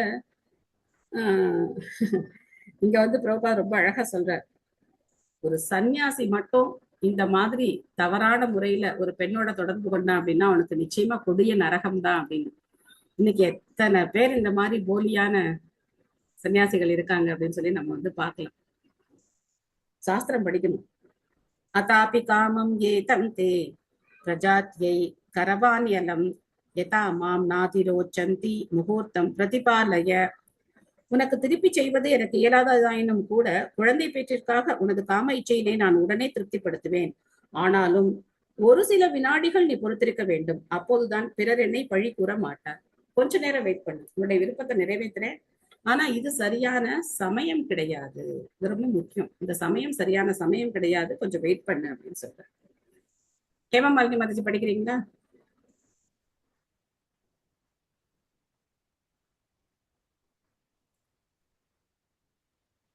ஹரே கிருஷ்ண மாதாஜி. ஸ்ரீல பிரபுபாதுக்கு ஜெய். மனைவிக்கு அடிமையானவன் தன் மனைவியிடமிருந்து பெற்ற அனைத்து நன்மைகளையும் அவளுக்கு திருப்பி செய்யும் திறன் இல்லாதவனாக இருக்கலாம். ஆனால் குழந்தை பேற்றிற்காக காம இச்சையினை தீர்த்து கொள்வது ஆண்மையற்றவனை தவிர பிற எந்த ஒரு கணவனுக்கும் கடினமான ஒன்றல்ல. சாதாரண நிலையில் உள்ள எந்த ஒரு கணவனுக்கும் இது எளிதானதேயாகும். காட்சவர் பாலுறவில் ஆர்முடையராக இருந்த போதிலும் பிறர் தன்னை பழி கூறக்கூடாது என்பதற்காக சில வினாடிகள் பொறுத்து கொள்ளுமாறு தன் மனைவியை வேண்டினார். அவர் தனது நிலையினை பின்வருமாறு விளக்கினார். ஹரே கிருஷ்ண மாதாஜி. ஹரே கிருஷ்ணா. ஏஷா கோரதமா வேலா கோரானாம் கோரதர்சனா சரந்தி யஸ்யாம் பூதானி பூதேஷானுச்சரானிஹ. என்ன சொல்றாரு? இக்குறிப்பிட்ட நேரமானது மிகவும் அமங்கலமானதாகும். ஏனென்றால் இந்நேரத்தில் பயங்கரமான தோற்றமுடைய பூதகணங்களும் அவற்றின் தலைவரும் அவரோடு இருக்கும் அவரது துணைவர்களும் கண்ணுக்கு தென்படுகின்றனர். சோ யார் வர நேரம் இது? சிவபெருமான் வரக்கூடிய நேரம். அவர் வந்து தன்னுடைய பூதகணங்களோட இந்த சந்தியா காலத்துல அவர் வந்து இந்த உலகத்தை சுத்தி வர்றது வழக்கம். அந்த நேரமா இருக்கு அப்படின்னு சொல்லி அவர் சொல்றார். சம்பூர்ண மாதாஜி படிக்கிறீங்களா? படிக்கிறேன் மாதாஜி. ஹரே கிருஷ்ணா. பொருளுரை வழங்கிய பக்தி வேதாந்த சுவாமி ஸ்ரீல பிரபுபாதற்கு ஜெய். காசியப்பர் ஏற்கனவே தன் மனைவி திதி என்பவளிடம் சிறிது நேரம் பொறுத்திருக்குமாறு கூறினார். இப்பொழுது அவர் பூதகணங்களும் அவற்றின் தலைவரான ருத்ரனும் நடமாடும் இக்குறிப்பிட்ட நேரத்தை கருத்தில் கொள்ளவில்லை என்றால் அவர்களின் தண்டனைக்கு தப்ப முடியாது என்று கூறி அவளை எச்சரிக்கிறார். ஹரே கிருஷ்ணா. தேங்க்யூ மாதாஜி. ஹரே கிருஷ்ணா. ஏதஸ்யாம் சாத்வி சந்தியாயாம் பகவான் பூதபாவனக பரிதோ பூத பர்ஷத்பீத் விருஷே நாடதி பூதராட். இந்த நேரம் பூதகணங்களின் தலைவரான சிவபெருமான் தனது காலை வாகனத்தின் மீது அமர்ந்து வர அவருடன் நமது நன்மைக்காக அவரை பின்பற்றும் பூதங்களும் சேர்ந்து வரும் நேரமாகும். சோ அவர் ரவுண்ட்ஸ் வர சிவபெருமான். சோ அந்த நேரத்துல நாம எந்த காரியத்தை செய்யணுமோ அந்த காரியத்தை தான் செய்யணும். செய்யக்கூடாத காரியங்களை செய்யக்கூடாது. சோ அதனாலதான் சாயந்தரத்துல நகம் வெட்டக்கூடாது, தலை சீவக்கூடாது, அதே மாதிரி தலைமுடியை விரிச்சு போட்டுக்க கூடாது, நடுவாசல்ல உட்கார்ந்துருக்க கூடாது, நிறைய சொல்லுவாங்க. சாப்பிடக்கூடாது, இதெல்லாம் சொல்லுவாங்க. அப்போ இந்த மாதிரி தாம்பத்தியத்திலேயே அவங்க என்ன பண்ணக்கூடாது, ஈடுபடக்கூடாது. ஆனா இன்னைக்கு மிருகங்களை விட மோசமா நேரம், காலம், சூழ்நிலை எதுவும் இல்லாம எப்ப வேணா சாப்பிடுறாங்க, எப்ப வேணா தூங்குறாங்க. எல்லா உடல் தேவைகளையும் எப்ப வேணா மனிதர்கள் நிறைவேற்றுக்கிற ஒரு நிலைமையில இருக்காங்க. பிரேம பிரதா சச்சி மாதாஜி படிக்கிறீங்களா? ஹரே கிருஷ்ண மாதாஜி. பிரணாம் சிங் மாதாஜி. பொருளுரை வழங்கி திராசா பக்தி வேதாந்த சுவாமி ஸ்ரீல பிரபுபாதாக்கு ஜெய். சிவபெருமான் அல்லது ருத்திரன் பர உலக பூத கணங்களின் அரசராவார். சிவபெருமானை வழிபடும் பூதத்தன்மை உடையவர்கள் படிப்படியாக தன்னுணர்வு நிலை எய்துமாறு வழிகாட்டப்படுகின்றனர். மாயாவாத கொள்கையாளர்கள் பெரும்பாலும் சிவபெருமானையே வழிபடுகின்றனர். மேலும் ஸ்ரீபாத சங்கராச்சாரியார் மாயாவாத கொள்கையாளர்களுக்கு கடவுள் இல்லை என்பதை உபதேசிப்பதற்காக வந்த சிவபெருமானின் அவதாரம் என்று கருதப்படுகிறார். பொதுவாக பேய்கள் தங்கள் ஜடவுடலை இழந்தவர்கள் ஆவர். இதற்கு காரணம் அவர்கள் தற்கொலை போன்ற கொடூரமான பாவங்களை செய்ததினாலேயாம். மனித சமுதாயத்தில் பேய் தன்மையுடையவர்கள் இறுதியில் தற்கொலையினையே தஞ்சமடைகின்றனர். அது பௌதிகமாயினும் சரி அல்லது ஆன்மீகமாயினும் சரி, உலகியல் தற்கொலையே தனிப்பட்ட அடையாளத்தின் இழப்பிற்கு காரணமாகும். மாயாவாத கொள்கையாளர்கள் தங்கள் தனித்தன்மையினை இழந்து உருவமற்ற ஆன்மீக பிரம்ம ஜோதியில் இணைய வேண்டுமென்று விரும்புகின்றனர். பேய்களும் பூதங்களும் கண்டனத்திற்குரியவர்களாக இருந்த போதிலும் அவர்களிடம் அன்பு கொண்ட சிவபெருமான் அவர்கள் ஜடவுடல் பெறுமாறு பார்த்து கொள்கிறார். அவர் அப்பேய்களை காலம், நேரம் என்று எந்தவித கட்டுப்பாடும் இல்லாது உடலுறவு கொள்ளும் பெண்களின் கருப்பைகளில் புகுத்தி விடுகிறார். கச்சியப்ப முனிவர் திதி என்னும் தனது மனைவி சிறிது நேரம் காத்திருக்க வேண்டும் என்பதற்காக இவ்வுண்மையை அவளிடம் எடுத்துரைத்தார். தேங்க்யூ மதர்ஜி. ஹரே கிருஷ்ணா. ஒரு லைன் உங்க புக்ல விட்டுருக்குன்னு நினைக்கிறேன். சோ அதாவது அது பௌதிகமானாலும் சரி, ஆன்மீகமாயினும் சரி, உலகியல் தற்கொலையே ஜடவுடல் இழப்பிற்கு காரணமாகும். உலகியல் தற்கொலையே ஜடவுடல் இழப்பிற்கு காரணமாகும். தனிப்பட்ட அடையாளத்தின் இருக்கு மாதாஜி. அதான் அடுத்தது ஆன்மீக தற்கொலை தனிப்பட்ட அடையாளத்தின் இழப்பிற்கு காரணமாகும். அது இல்லையே மாதாஜி. உலகியல் தற்கொலையே ஜட உடல் இழப்பிற்கு காரணமாகும். ஆன்மீக தற்கொலை ரொம்ப முக்கியம். ஆன்மீக தற்கொலை தனிப்பட்ட அடையாளத்தின் இழப்பிற்கு காரணமாகும். சோ சாதாரணமா தற்கொலைனா நமக்கு தெரியும். ஒருத்தர் அவங்களாவே செயற்கையான முறையில தங்களோட உயிரை விடுறது தற்கொலை அப்படின்னு நம்ம தெரியும். ஆன்மீக தற்கொலை என்ன மாதாஜி? ஆன்மீக தற்கொலை அது சொல்லுங்க மாதாஜி, எழுதிக்கிறேன். அதான் மாதாஜி, உலகியல் தற்கொலையே தனிப்பட்ட அடையாளத்தின் இழப்பிற்கு காரணம். இதோட 3 தடவை படிச்சுட்டேன், நீங்க கவனிக்கல. 3 தடவை நான் இந்த லைனை படிச்சுட்டேன். என்னது ஃபர்ஸ்ட் என்ன? உலகியல் தற்கொலையே ஜட உடலின் இழப்பிற்கு காரணமாகும். அந்த லைன் எழுதிட்டு. அடுத்தது ஆன்மீக தற்கொலை தனிப்பட்ட அடையாளத்தின் இழப்பிற்கு காரணமாகும். ஓகேவா? ஆன்மீக தற்கொலைனா என்ன? பகவானை உணராமல் இருப்பது. ஓகே, அப்புறம்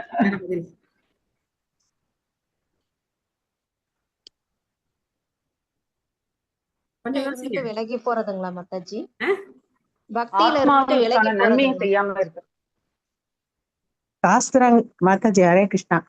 சாஸ்திரங்களில் விதிக்கப்பட்டுள்ள நிர்ணயிக்கப்பட்டுள்ள கடமைகளை இருந்து தவறுவது.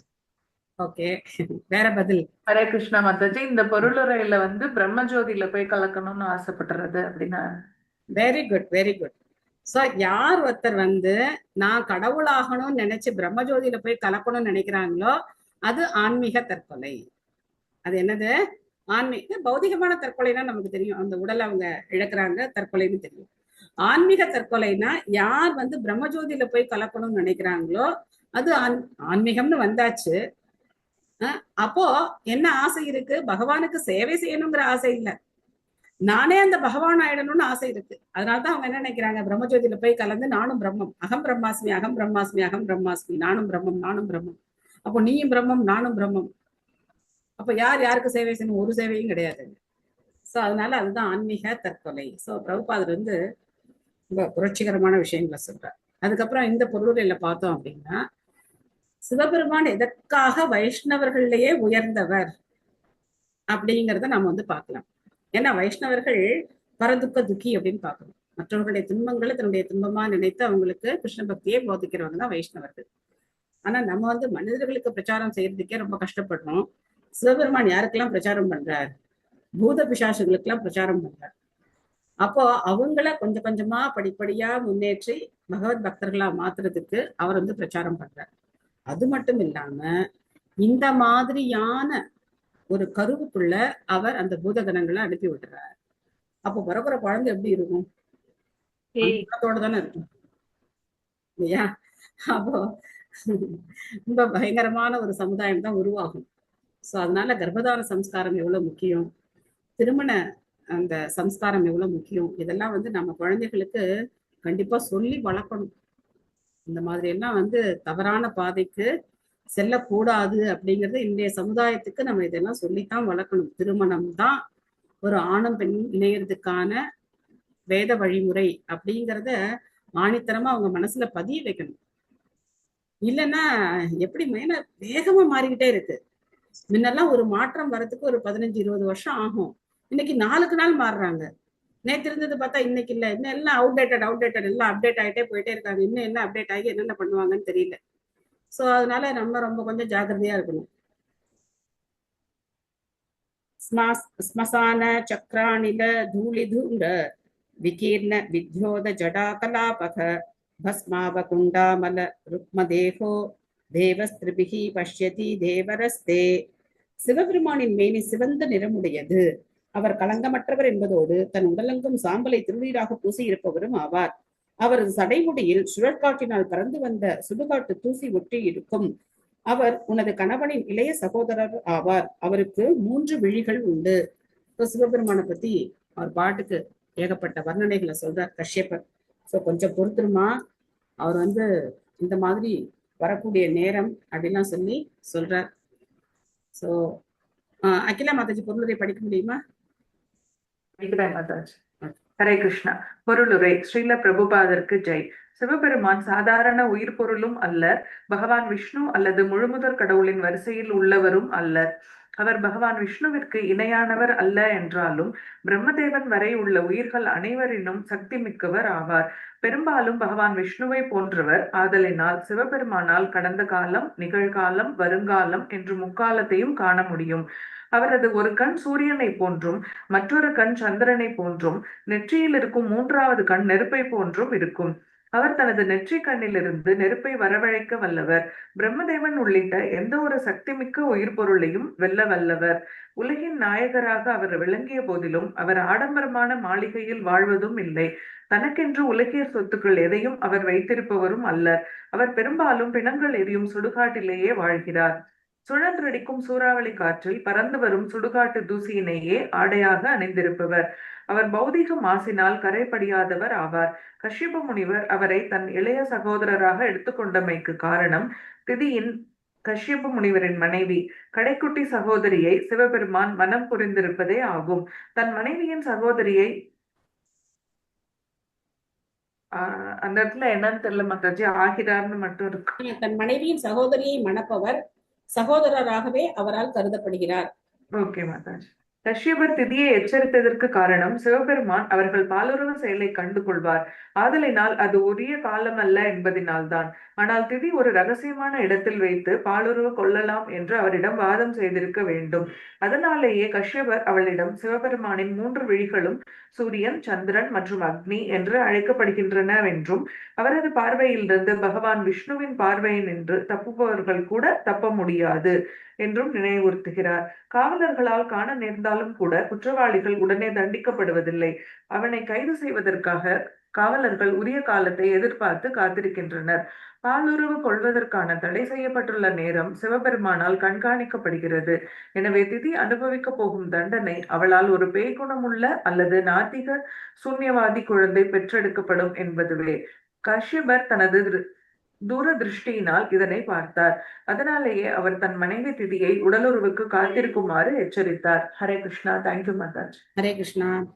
சோ கணவன் மனைவியாகவே இருந்தா கூட தாம்பத்தியம் அப்படிங்கிறது எந்த காலத்துல, எந்த நேரத்துல, எந்த சமயத்துல இருக்கணும் அப்படிங்கிறதுக்கான விதிமுறைகள் எல்லாம் எவ்வளவு இருக்குன்னு நம்ம வந்து பார்க்கலாம். சோ மனைவி தானே, கணவன் தானே, எந்த நேரத்துல வேணா எப்படி வேணா இருக்கலாம் அப்படிங்கிற மாதிரியான தளர்ச்சிகள் எல்லாம் கிரகஸ்த வாழ்க்கையில கிடையாது. ஸோ அதையும் நம்ம வந்து ரொம்ப கவனமா ஞாபகம் வச்சுக்கணும். ஸோ இங்க வந்து கஷ்யப்பர் ரொம்ப அழகா சொல்றார். சதி, தக்ஷருடைய கடைசி மகள் சதி, சத்தியத்தான் வந்து சிவபெருமானுக்கு திருமணம் செய்து கொடுக்கிறார். ஸோ அவங்கதான் தாக்ஷாயினி அப்படின்னு சொல்லப்பட்ட. தாக்ஷாயினா தக்ஷருடைய புதல்கள் எல்லாருமே தாக்ஷாயினிகள் தான். ஆனா அங்க பொதுவா வந்து தாக்ஷாயினி அப்படிங்கிற பேரை வந்து சிவபெருமான் சொல்லி கூப்பிடுவார். நம்ம வந்து 4வது காண்டத்துல அந்த சிவபெருமானுக்கும் சதிக்கும் நடக்கக்கூடிய உரையாடல்கள் எல்லாம் நம்ம வந்து பார்க்கலாம். சோ அதனால அவருக்கு 3 கண்ணு இருக்கு, அதுல இருந்து நம்மளால தப்ப முடியாதுன்னு சொல்றார். ஆனா சதி நினைக்கிறாங்க, இல்ல நம்ம ரகசியமான ஒரு இடத்துல இருந்தா அவர் பார்க்க முடியாது அப்படின்னு நினைக்கிறாங்க. பொதுவா நாம செய்யக்கூடிய செயல்களுக்கு 10 திசைகளும் சாட்சி. எல்லா திசைகளும் சாட்சி, தேவர்கள் சாட்சி, காற்று சாட்சியா இருக்கார். யார்கிட்ட இருந்து நம்ம என்ன பண்ண முடியாது, இறுதியில பரமாத்மா, நாம தப்பிக்க முடியாது. நாம எங்க ஒளிஞ்சிருந்து யாருக்கும் தெரியாம செய்தா கூட இதயத்துக்குள்ள இருக்கிற பகவான் பார்த்துக்கிட்டே இருக்கார். திசைகள் இல்லாம இடமே கிடையாது, காற்று இல்லாத இடமே கிடையாது. சோ அதனால நம்மளுடைய வார்த்தைகள், நம்மளுடைய செயல்கள், இதெல்லாம் நம்ம வந்து எவ்வளவு கவனமா இருக்கணும் அப்படிங்கிறத நாம வந்து தெரிஞ்சுக்கணும். சோ அதுக்காகத்தான் சாஸ்திரங்களை படிக்கிறோம். தனியா இருந்தாலும் நம்ம நேர்மையா இருக்கணும். யாருமே பார்க்கல அதனால இதை செய்யலாம் அப்படிங்கிற மாதிரியான சூழ்நிலை எல்லாம் கிடையாது. எப்பவுமே சிசிடிவி கேமரா உள்ளவே இருக்கு, வெளியில வைக்கல, உள்ளவே பகவான் உட்கார்ந்து பார்த்துக்கிட்டே இருக்காரு. எல்லா திசைகளும் இருக்காங்க, எல்லாரும் பார்த்துக்கிட்டே தான் இருக்காங்க.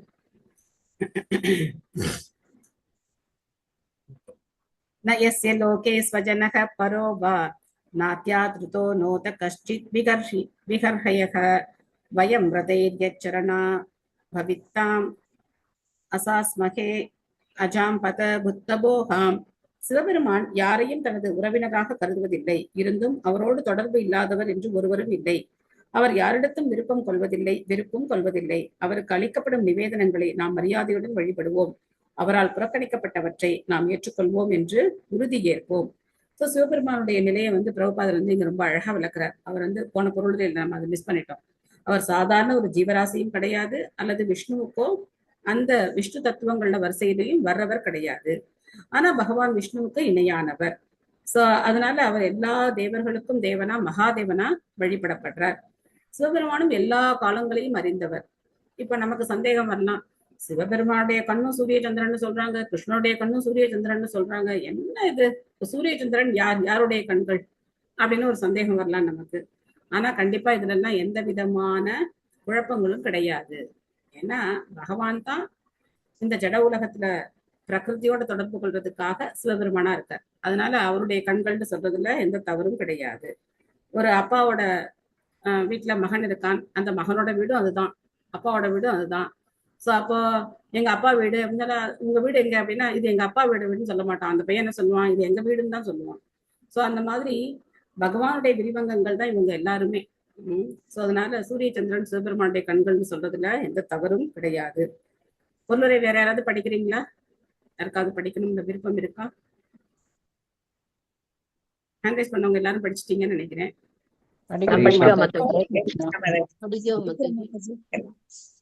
யார் படிக்கிறீங்க? ஹரே கிருஷ்ணா மாதாஜி. ஓகே, பிரேமா மாதாஜி படிங்க. ஹரே கிருஷ்ணா மாதாஜி. கச்சியபர் தன் மனைவியிடம் சிவபெருமான் அவளுக்கு மைத்துனனாக இருந்த போதிலும் கூட அவள் அவருக்கு எதிரான குற்றத்தை ஒருபோதும் செய்யக்கூடாது என்று அவளுக்கு அறிவுறுத்தினார். கச்சியபர் மேலும் அவளிடம் சிவபெருமான் யாரோடும் தொடர்பு கொள்வதும் இல்லை, அவருக்கு பகைவர் என்று எவரும் இல்லை என்றும் எச்சரித்தார். இருந்தும் பிரபஞ்ச செயல்களை கட்டுப்படுத்தும் மூவருள் அவர் ஒருவராகவும் எல்லோருக்கும் இணையானவராகவும் விளங்குகிறார். அவரது சிறப்பு ஒப்பிடற்கரியதாகும். ஏனென்றால் அவர் முழுமுதற் கடவுளின் சிறந்த பக்தராவார். முழுமுதற் கடவுளின் பக்தர்கள் அனைவருக்குள்ளும் சிவபெருமானே மிக சிறந்த பக்தராவார். அதனால் அவர் மீதம் வைக்கும் நிவேதன உணவு பிற பக்தர்களால் மகா பிரசாதமாக ஏற்றுக்கொள்ளப்படுகிறது. பகவான் கிருஷ்ணருக்கு அர்ப்பணிக்கப்படும் நிவேதனம் பிரசாதம் என்று அழைக்கப்படுகிறது. ஆனால் அதே பிரசாதம் சிவபெருமான் போன்ற சிறந்த பக்தர்களால் உண்ணப்படும் பொழுது அது மகா பிரசாதம் என்று அழைக்கப்படுகிறது. எல்லோரும் அடைவதற்கு விரும்பும் உலக செல்வங்களை சிவபெருமான் பொருட்படுத்துவதே இல்லை. சக்திமிக்க ஜட இயற்கையின் வடிவமாக திகழும் அவர் மனைவி பார்வதி அவரது முழு கட்டுப்பாட்டின் கீழ் இருந்தும் அவர் அவளை பயன்படுத்தி தான் வசிப்பதற்கு ஒரு வீடு கூட கட்டி கொண்டதில்லை. அவர் உறைவிடம் இன்றியே இருக்க விரும்புகிறார். அவரது சிறந்த மனைவியும் அவரோடு பணிவுடனும் இசைவுடனும் வாழ்கிறாள். பொதுமக்கள் சிவபெருமானின் துணைவியான துர்க்கையை பொருள் வளத்திற்காக வழிபடுகின்றனர். ஆனால் சிவபெருமானோ பொருள் ஆசை சிறிதும் இன்றி அவளை தன் பணியில் ஈடுபடுத்துகிறார்.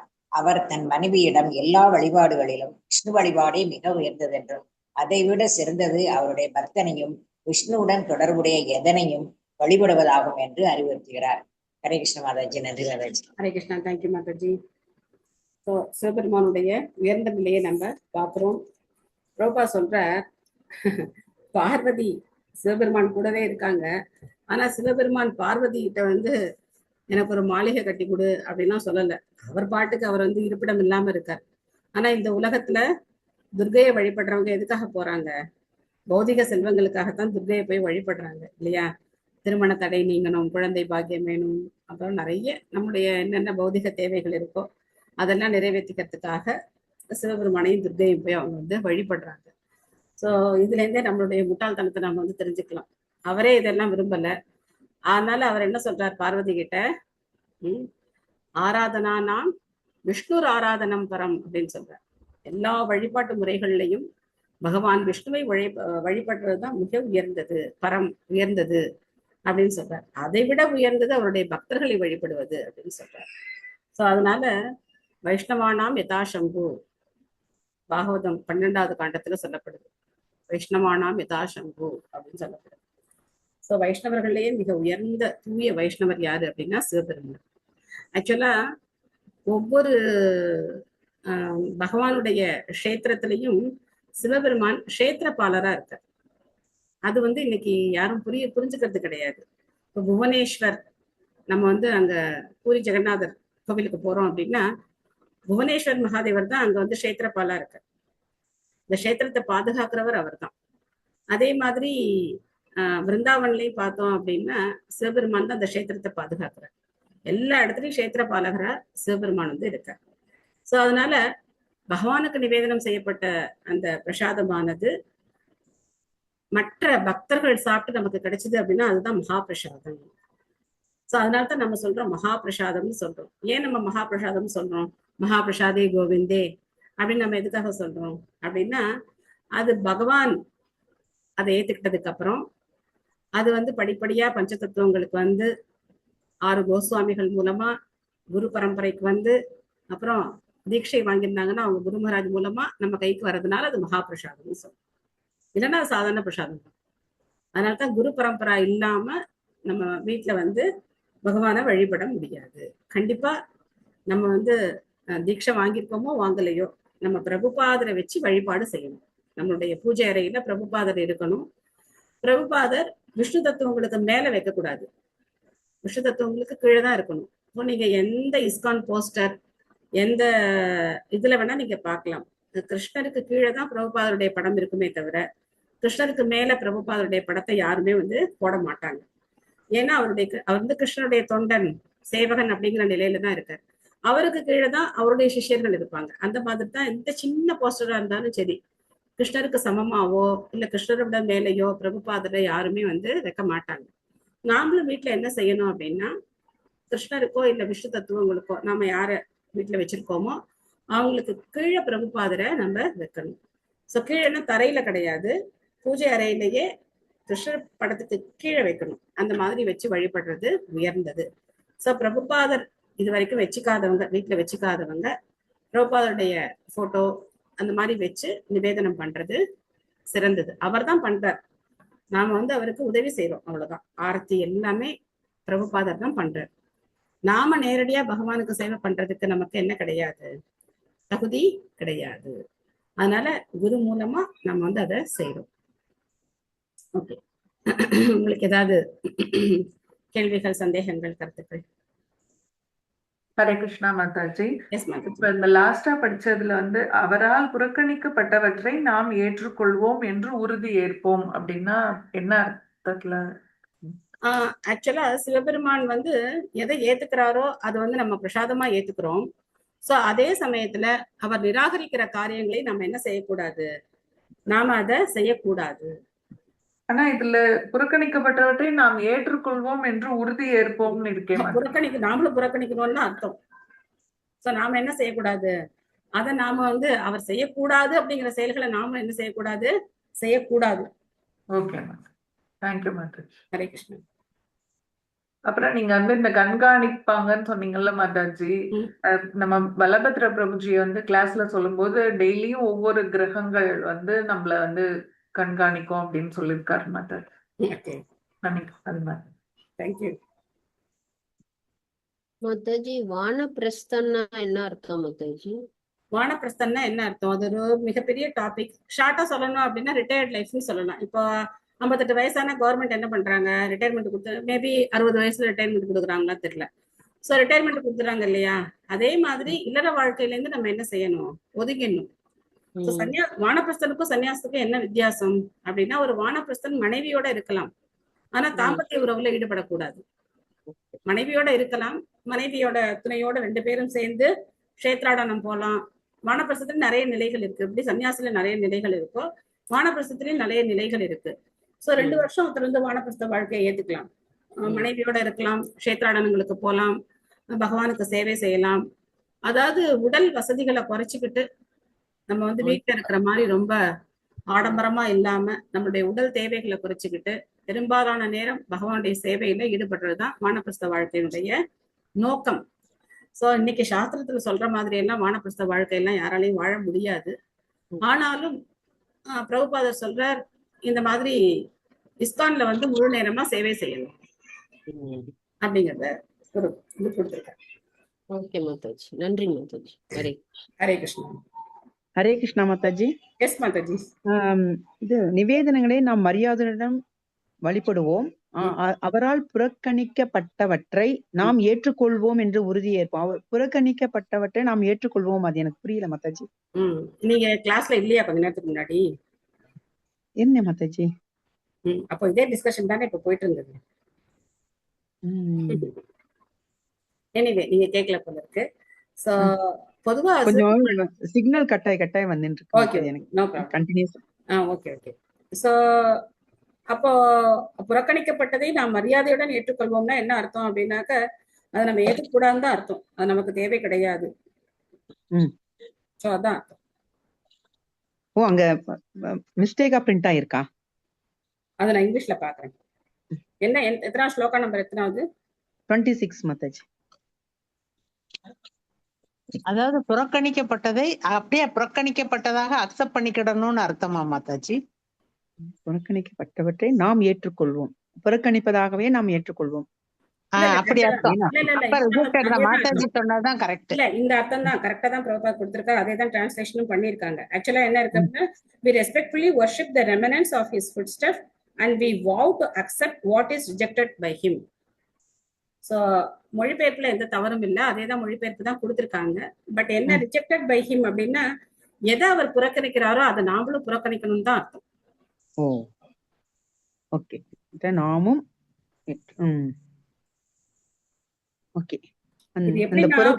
Accept what is rejected by him அப்படின்னாக்க, நாமளும் அந்த உறுதியை எடுத்துக்கணும். அவர் எதை புறக்கணிக்கிறாரோ அதை புறக்கணிக்கணும் அப்படிங்கிற நாமளும் உறுதியை நாம புறக்கணிக்கணும். ஏத்துக்கணும். Yes Mataji. Okay Mataji, thank you Mataji. Hare Krishna. Hare Krishna. Hare Hare Krishna Mataji. ஆக்சுவலா நாங்க பக்தி வைபவ் கிளாஸ்ல கூட இவ்வளவு டீடைல்டா கொஸ்டின்ஸ் எல்லாம் நாங்க கேட்டது கிடையாது. மெயினா என்ன சொல்றாங்களோ அதை மட்டும் கேட்டுட்டு நாங்க போயிட்டே இருப்போம். அது மட்டும் இல்லாம நாங்க வந்து பர்போர்ட் ஃபுல்லாவும் படிக்க மாட்டோம். எங்களை வந்து டீச்சர்ஸ் படிக்க சொல்லுவாங்க, நீங்க வீட்டுல பர்போர்ட் படிச்சுட்டு வாங்கன்னு சொல்லுவாங்க. ஆனா அது ஒழுங்கா செய்யற ஸ்டூடெண்ட்ஸா நாங்க இருக்க மாட்டோம். சில பேர் தான் பர்போர்ட் படிப்போம், சில பேர் யாரும் நான் ரொம்ப பர்போர்ட்டே படிக்க மாட்டேன், ஏதாவது ஒரு வேலை வந்துருதுன்னு சொல்லி ஒரு சாக்கு வச்சுக்கிட்டு பர்போர்ட் படிக்காம கிளாஸ்ல போய் உட்காந்துட்டு அவர் என்ன சொல்றாரோ அதை மட்டும் கேட்டுட்டு அப்படி போயிட்டே இருப்போம். பட் இப்ப நம்ம படிக்கும் போது டீட்டெயிலா படிக்கிற மாதிரி எனக்கே ஒரு ஃபீல் ஆகுது. நம்ம ரொம்ப டீட்டெயிலா படிக்கிறோம் அப்படிங்கிற மாதிரி ஒரு ஃபீல் ஆகுது.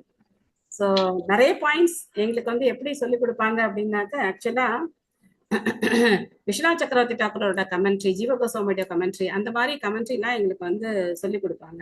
அவங்க இந்த ஸ்லோகத்துக்கு என்ன கமெண்ட்ரி கொடுத்துருக்காங்க அப்படி, அது பெரும்பாலும் பிரபுபாதே கமெண்ட்ரி அந்த கமெண்ட்ரில தான் இருக்கும். இல்லாத பாயிண்ட்ஸ் வந்து அவங்க சொல்லுவாங்க. பட் பிரபுபாதே கமெண்ட்ரிய நம்ம இப்போ வந்து ரொம்ப டீட்டெயிலா படிக்கிறோம் அப்படிங்கிற மாதிரி எனக்கு வந்து ஃபீல் ஆகுது. ஆச்சாரியார் படிக்க வச்சுட்டாரு உங்களையும் எங்களையும் சேர்த்து. ஆமா, அவருடைய இதுதான். கண்டிப்பா. வேற ஏதாவது கொஸ்டின்ஸ் இருக்கா மாதாஜி? விஷ்ணு தத்துவம்னா பஞ்ச தத்துவாவா மாதாஜி? விஷ்ணு தத்துவம்னா பஞ்ச தத்துவாவா கிடையாது மாதாஜி. பஞ்ச தத்துவத்துல ஜீவ தத்துவங்களும் இருக்காங்க. ஜீவ தத்துவம் யாரு பஞ்ச தத்துவால சொல்லுங்க? பஞ்ச தத்துவம் கிருஷ்ண சைத்தன்ய பிரபு நித்யானந்த ஸ்ரீ அத்வைத கதாதரர் வாசாதி கௌரவ பக்தவருந்தா. சரி, இதுல யார் யார் யார் யார் சொல்லுங்க. கிருஷ்ண சைத்தன்ய யாரு? சைத்தன்ய கிருஷ்ண பரமாத்மா மாதாஜி. நித்யானந்தர் வந்து பலராமர். அத்வைதர் வந்து சிவபெருமானும் கிருஷ்ண பரமாத்மாவும் சேர்ந்து. ஆக்சுவலா நீங்க கிருஷ்ண பரமாத்மான்னு சொல்றது வந்து அவ்வளவு கரெக்ட் கிடையாது. கிருஷ்ண பரமாத்மா மட்டும் கிடையாது, பகவான் ஸ்ரீ கிருஷ்ணர் பரமாத்மானா அவர் பரமாத்மா, அவருடைய ஒரு விதிபங்கம் தான் பரமாத்மா. சரியா? சரி, அப்புறம் கதாதரர் வந்து ராதாராணி மாதாஜி. நாரதர். இதுல யார் இப்ப ஜீவ தத்துவம்? நாரதர். நாரதர் வந்து நம்மள மாதிரி ஜீவராசி தான், அவர் வந்து ஜீவ தத்துவம்.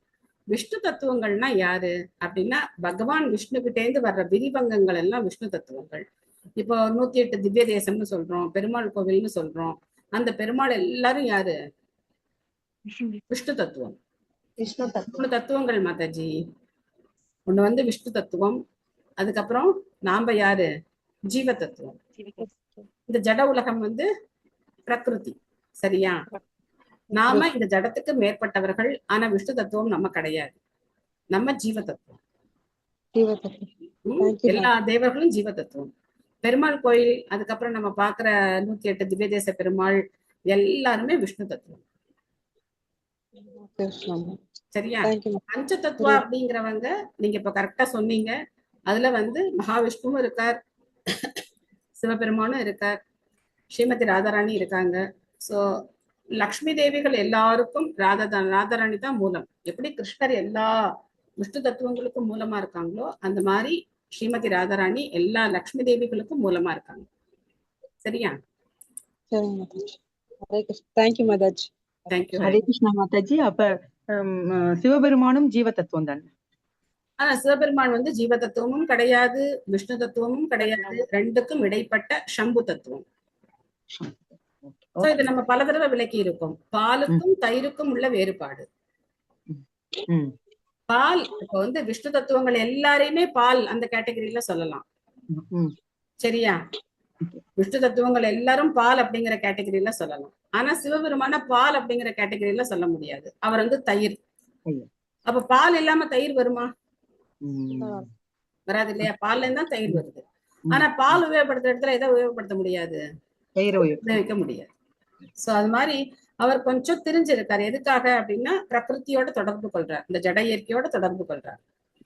ஆனா பகவானுக்கும் ஜட இயற்கைக்கும் எந்த சம்பந்தமும் கிடையாது. அவர் வந்து ஜட இயற்கையோட நேரடியா தொடர்பு கொள்வது கிடையாது.